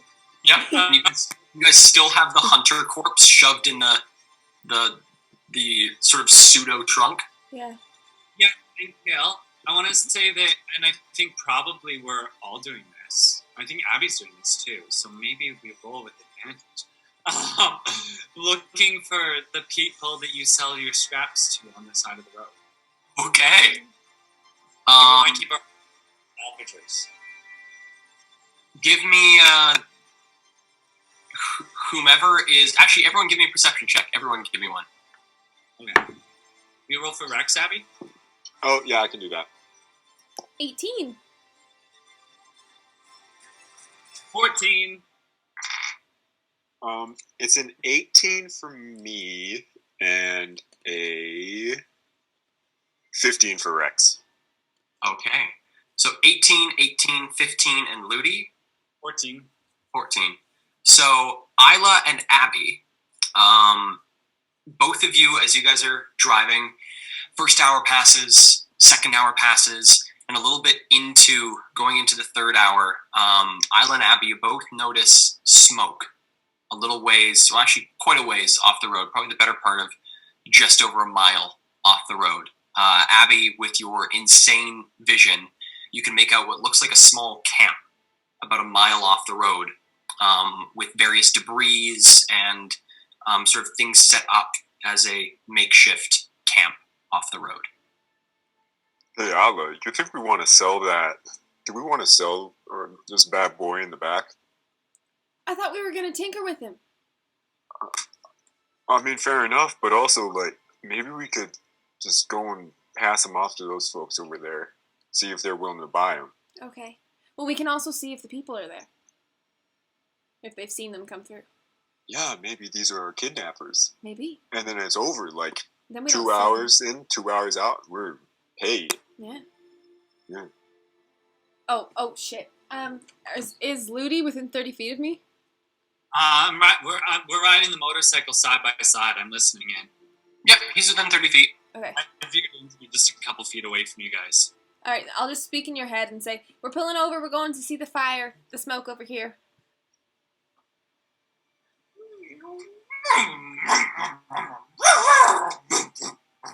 So you guys do a little bit of off-roading, making your way pretty well beeline towards this line of smoke. And as you get closer and closer, you can make out more details of this camp. It looks to be a makeshift camp built from the what looks to be the scraps of one of these large farming machines. Something that used to looks like it has like a series of these long scything arms that look like they once collected like wheat and other sort of grains for the farmer that once owned it, but it's now been hollowed out, and its carapace is now this large shell that's been used for the majority of this camp. At the center of the camp, there is a small fire that is just about fully out. Most of it is just coals at this point, and there's a couple other small tents of various foraged gear that have been crafted, and you guys pull up. You don't immediately see any activity at the camp, but judging by the fact that there's smoke, there was at some point people here. Without getting out of the rover, I'm just gonna like hop up, like so, like I'm standing up out of the top of it. Like I'll climb up if I have to, and I'm gonna give like 2 really loud smacks on the side of the rover. Hey, we come in peace, but anyone here? Woo! Give me a performance check. 13. Okay. Calling out to the camp, you see a couple heads poke out from around the carapace of this machine, and looks like some movement from 2 of these smaller tents. And coming a little bit closer, people begin to come out. All of them look to be brandishing weapons of different sizes. Some look to be about like musket or blunderbuss size. Others look smaller, like more like flintlock dragoon sized, as they sort of make a small semicircle outside of their camp, sort of clutching their weapons, seem to be sort of shifting side to side as they watch you approach. Yeah, we don't Yeah. need... Oh, sorry, Ann. No, it's okay, go ahead. You guys buy scraps? I mean, high quality. What is the word for scraps? It doesn't sound like it's garbage. Metal. Salvage. You guys salvage? There's some glances from amongst the group, and one of them near the center of the semicircle steps forward. This individual, now that you guys are a little bit closer, you guys are probably the better part of about like 60, 70 feet away from these people at this point. You can see that they look, you can't quite tell if they're human or elvish, but they definitely have more of the sort of like medium build of a humanoid. They have what looks to be a fabricated metal suit of armor of various bits of scraps that have been attached to them. They have these 2 shoulder pads that look to be the edges of saw blades that have been attached on as shoulder pads. And they sort of stride forward holding a gun. You can't quite make it out whether it's a blunderbuss or a musket just by how much it looks like it's been modified, this weapon that they hold in one hand at their side. And stepping forward, they call out, "Yeah, We buy scrap. What you got there? And he takes a few more steps towards the truck, and you see he's holding his left hand a bit weird towards his chest, and as you get closer, you see from about the middle of the bicep down, looks like he lost his arm in some sort of accident, and this misshapen conglomeration of metal has sort of replaced it in what looks like a somewhat usable prosthetic that they've created. I'm gonna take my derringer out of my garter and just put it up on top of the bar that I'm leaned up against. Hey, I prefer if you didn't come any closer, actually. Yeah, we can do this. He holds the weapon up in the air. We can do this peacefully. What you folks got that may be of some use? We got some high-grade bulletproof Primetech material here. You see glances and little whispers throughout the small semicircle, and this looks to be the leader of the group of them. Turns out, hey, you boys shut up. I'm doing the trading here. So, what kind of Primetech stuff are we talking about here? You ever see a hunter? I've seen a couple. One of them. You failed one of the beastie hunters, eh? Could do it in my sleep, darling. Oh, and she's got teeth too. And you hear some chuckles from within the group. Well, Missy, how much are you and your friends looking to make off this little piece of Primetech technology? I speak in Abby's head. Do you have any idea what we charge for this? No, do we start at 1,000? I don't know if these people have 1,000 gold. We've What's your best got offer? We've got weapons. We've got some pretty fine company. No, maybe let's see what guns they have. I don't know. I'm good though. I feel like we're good. Why don't we ask them to make an offer? And if it's anything less than 500, we say we won't take less. What's your best offer? Well, I'd have to see the metal that we're talking about first. I don't know what kind of state it's in. Okay, I hop down out of the rover. A gun still in hand, but I'll have it pointed up like this. Mm-hmm. And I'm going to circle around to Isla's side and stand right next to her. and then I'll tell him I can bring him around back to look at it if he wants. I'm gonna slide into the driver's seat. Okay. You're going to have to set that gun of yours down, though. Glances over his shoulder. Sort of sees the individuals that are nearby. Well, I'm by me. And he sort of pops the this long arm into what looks to be some sort of contraption he's affixed to his back. And begin to walk forward. When he does that, I'll take mine and put it in my garter again. And he comes around towards the rover itself. As he gets closer, you can see more of the detail of this prosthetic. You can see what looks to be fingers that have been made out of twisted pieces of metal. It looks like the rear ends of forks and knives that have been salvaged from various buildings or other places through the wastes. You can see what looks like very weirdly done circuitry up the arm to try and give it a little bit of manipulation in the hand, but by the way that he holds it, looks like it isn't necessarily a super useful appendage, but at least gives him a bit of mobility. And coming forward, you can see these large plates of metal across him as he comes back around and begins to inspect the metal. Oh, you really tore this beastie up, didn't you? Not the first, won't be the last. It's kind of poking at it with his prosthetic arm and shifting things side to side, giving it a little bit of a look. You can see the semicircle in front of you there, Abby, still at a distance, but the semicircle of other salvagers sort of watching warily as this individual is inspecting the hunter's corpse. Gives it a bit more of a look over, and after a few minutes gives it a pat. Well, really depends on what you're thinking of getting here. I mean, as we say here in the Waste, we sell scrap for sort of other scrap, in a way.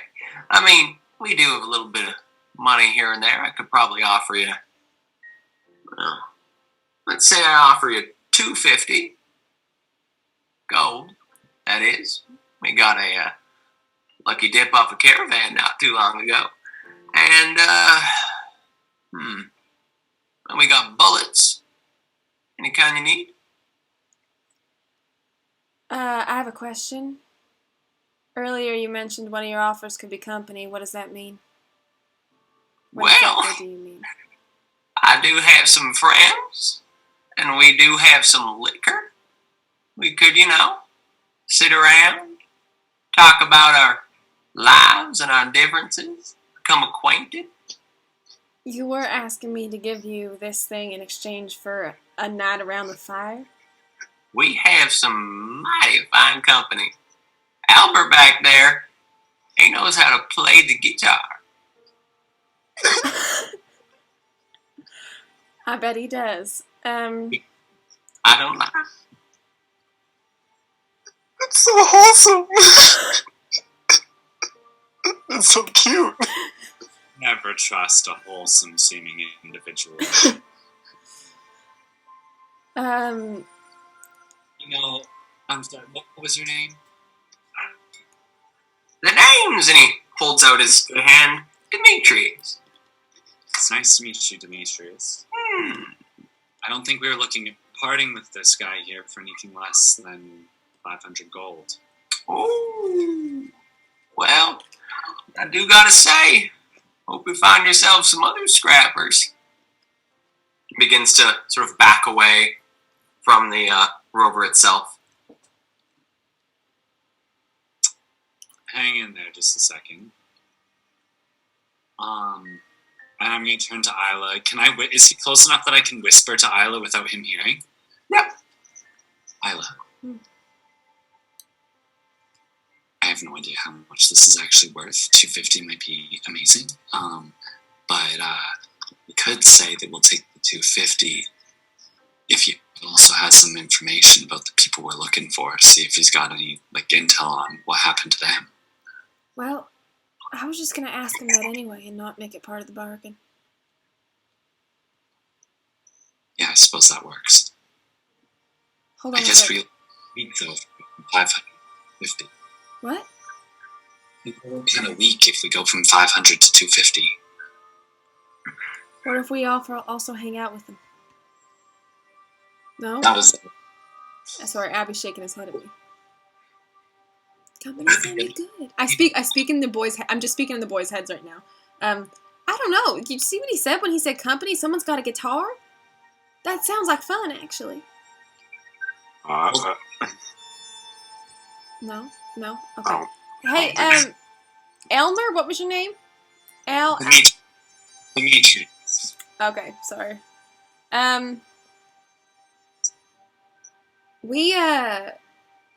We're looking for a couple people, wondering if you've seen them come through around these parts. Drow man, weird, floofy, white hair, and a woman, short brown hair, freckles, human. Seen him? I see. You folks must be coming from New Eden. Yous is interested in information, not just a physical thing. Yeah. That's what you say. I give you 250 gold Mm-hmm. and information on your friend. How do we know that you actually have information? Now there's the funny thing about information. You just gotta trust my word.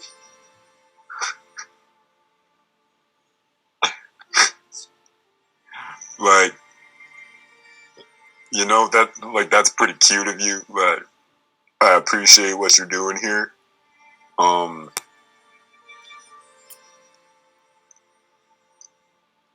To be honest, I don't think that's a very good deal. I don't like that gamble. Well, I do feel sorry for you then. Too bad. I speak in the boys' heads and go, please, please, please. Slowly start walking away. Yes, What Abby, yes, I'm down. Wait, good? You guys think this is a good idea? Yes, gold, that's probably far more than this thing's worth. All right, yeah, okay. You know what? Seems like I have been overruled. Yeah, let's work out some details. But counter offer, 250 gold, some information, or maybe information on our friends, and Albert has to play us a song on the guitar. Give me a persuasion check. 26.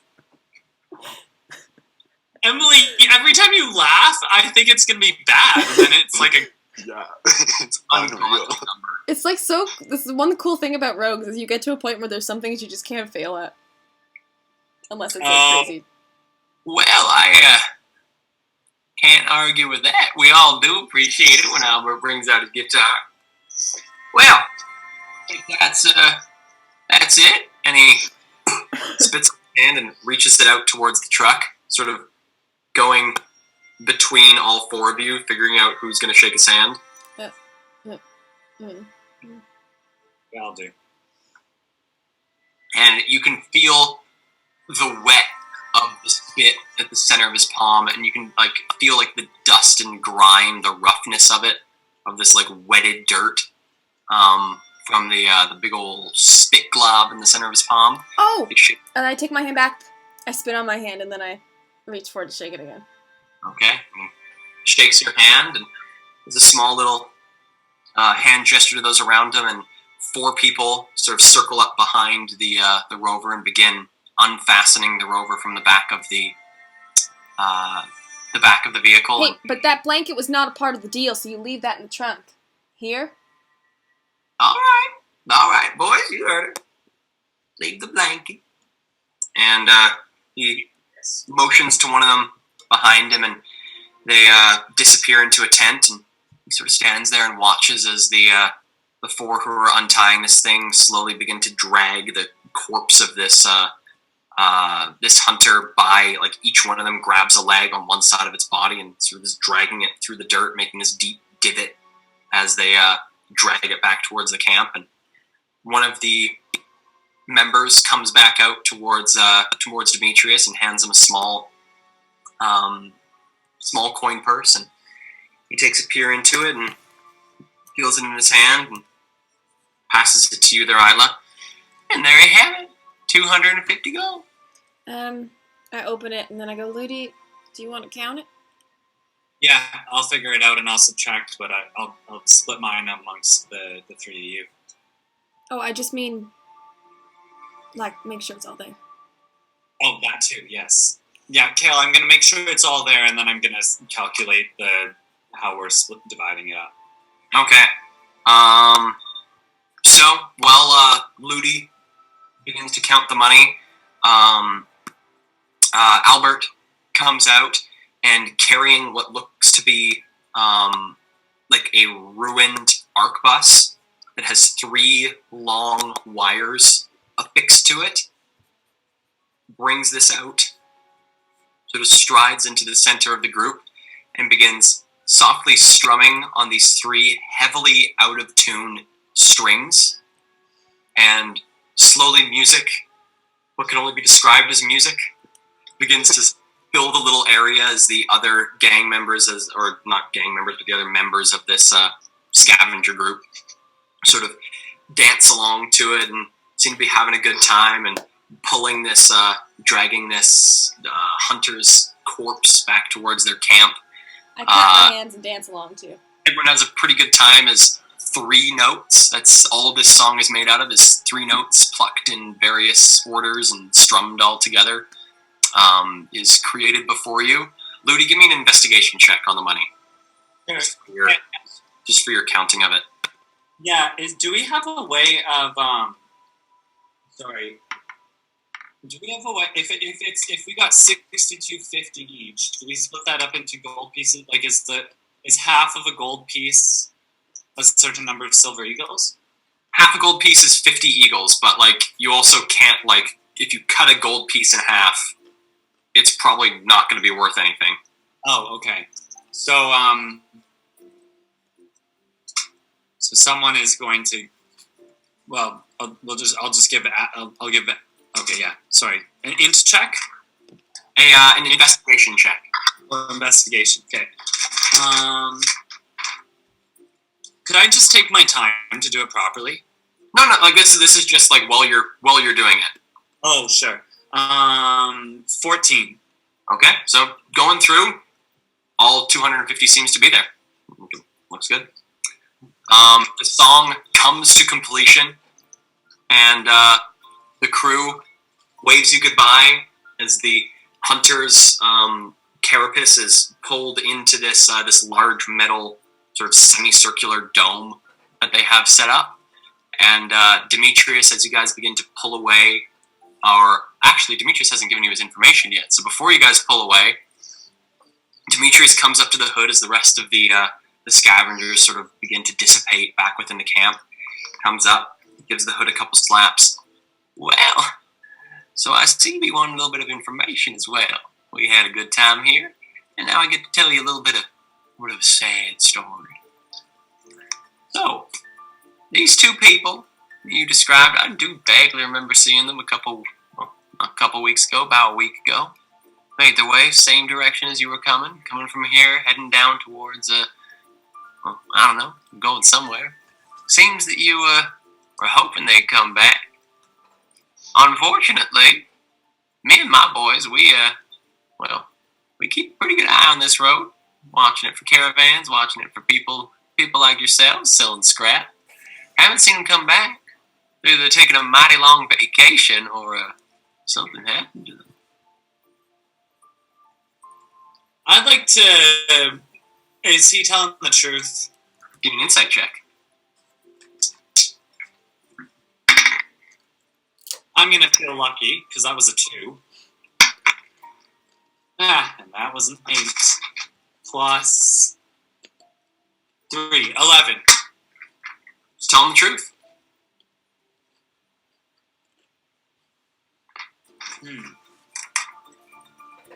And, do you know what kind of a vehicle they were traveling in? Each one of them had one of them bikes you're riding on. A Harpy?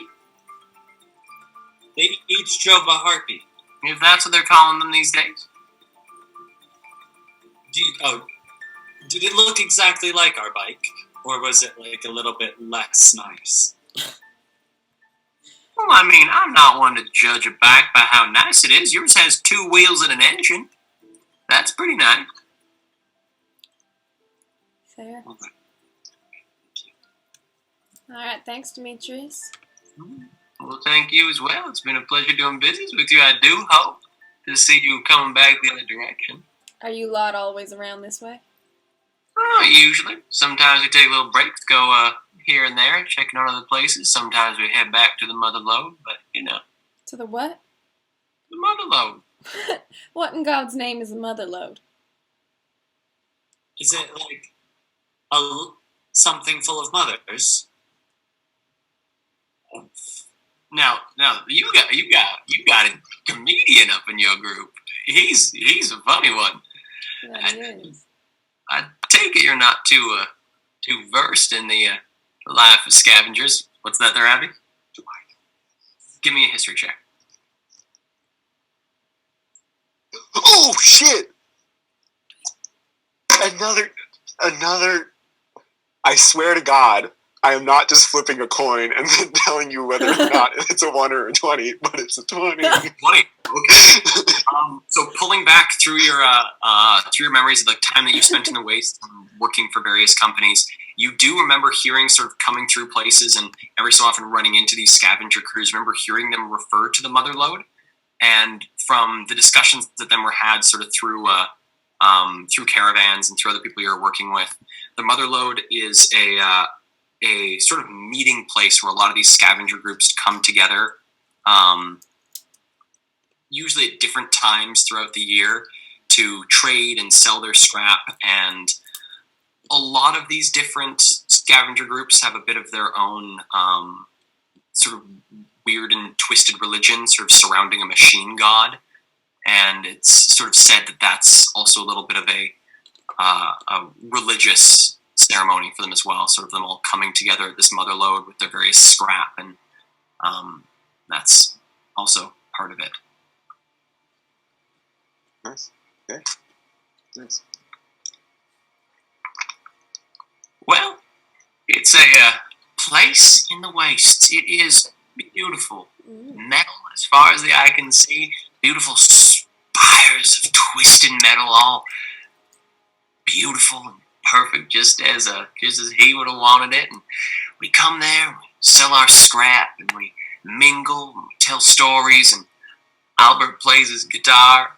It's a wonderful place. Sounds like a romping good time. Now, Demetrius, darling, who is he? He that put all this metal here in the first place.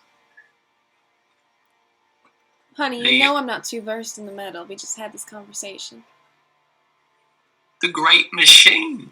He who runs the cogs of the universe. He who created the machines of old, whose corpses we now build and put back together in their once amazing glory.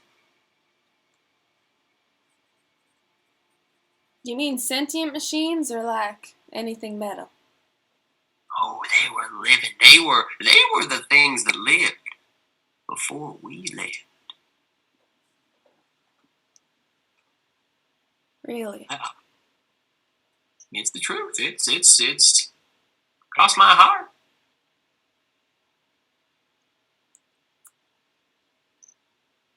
You've got to tell me more. Well, you don't happen to have some time, a little bit of money, some liquor? You I can don't make a have whole- money, but I could trade you some company. Well, I'm sure me and my boys wouldn't mind a bit of company. You like staying the night? No, we have somewhere to be. Yeah. Uh, Maybe we can hear more about it when we You come back with our. get on along, and we can keep your pretty friend here, keep her entertained. no. No, I'll stay with my boys, thank you. All right. No harm done by it. Well, you all have a good time going wherever you're going, and please do come say hi when you're on your way back. Yes, we will. Thank you for hospitality and your business. Well, Demetrius. best of luck. And he waves as he steps backward back towards the camp.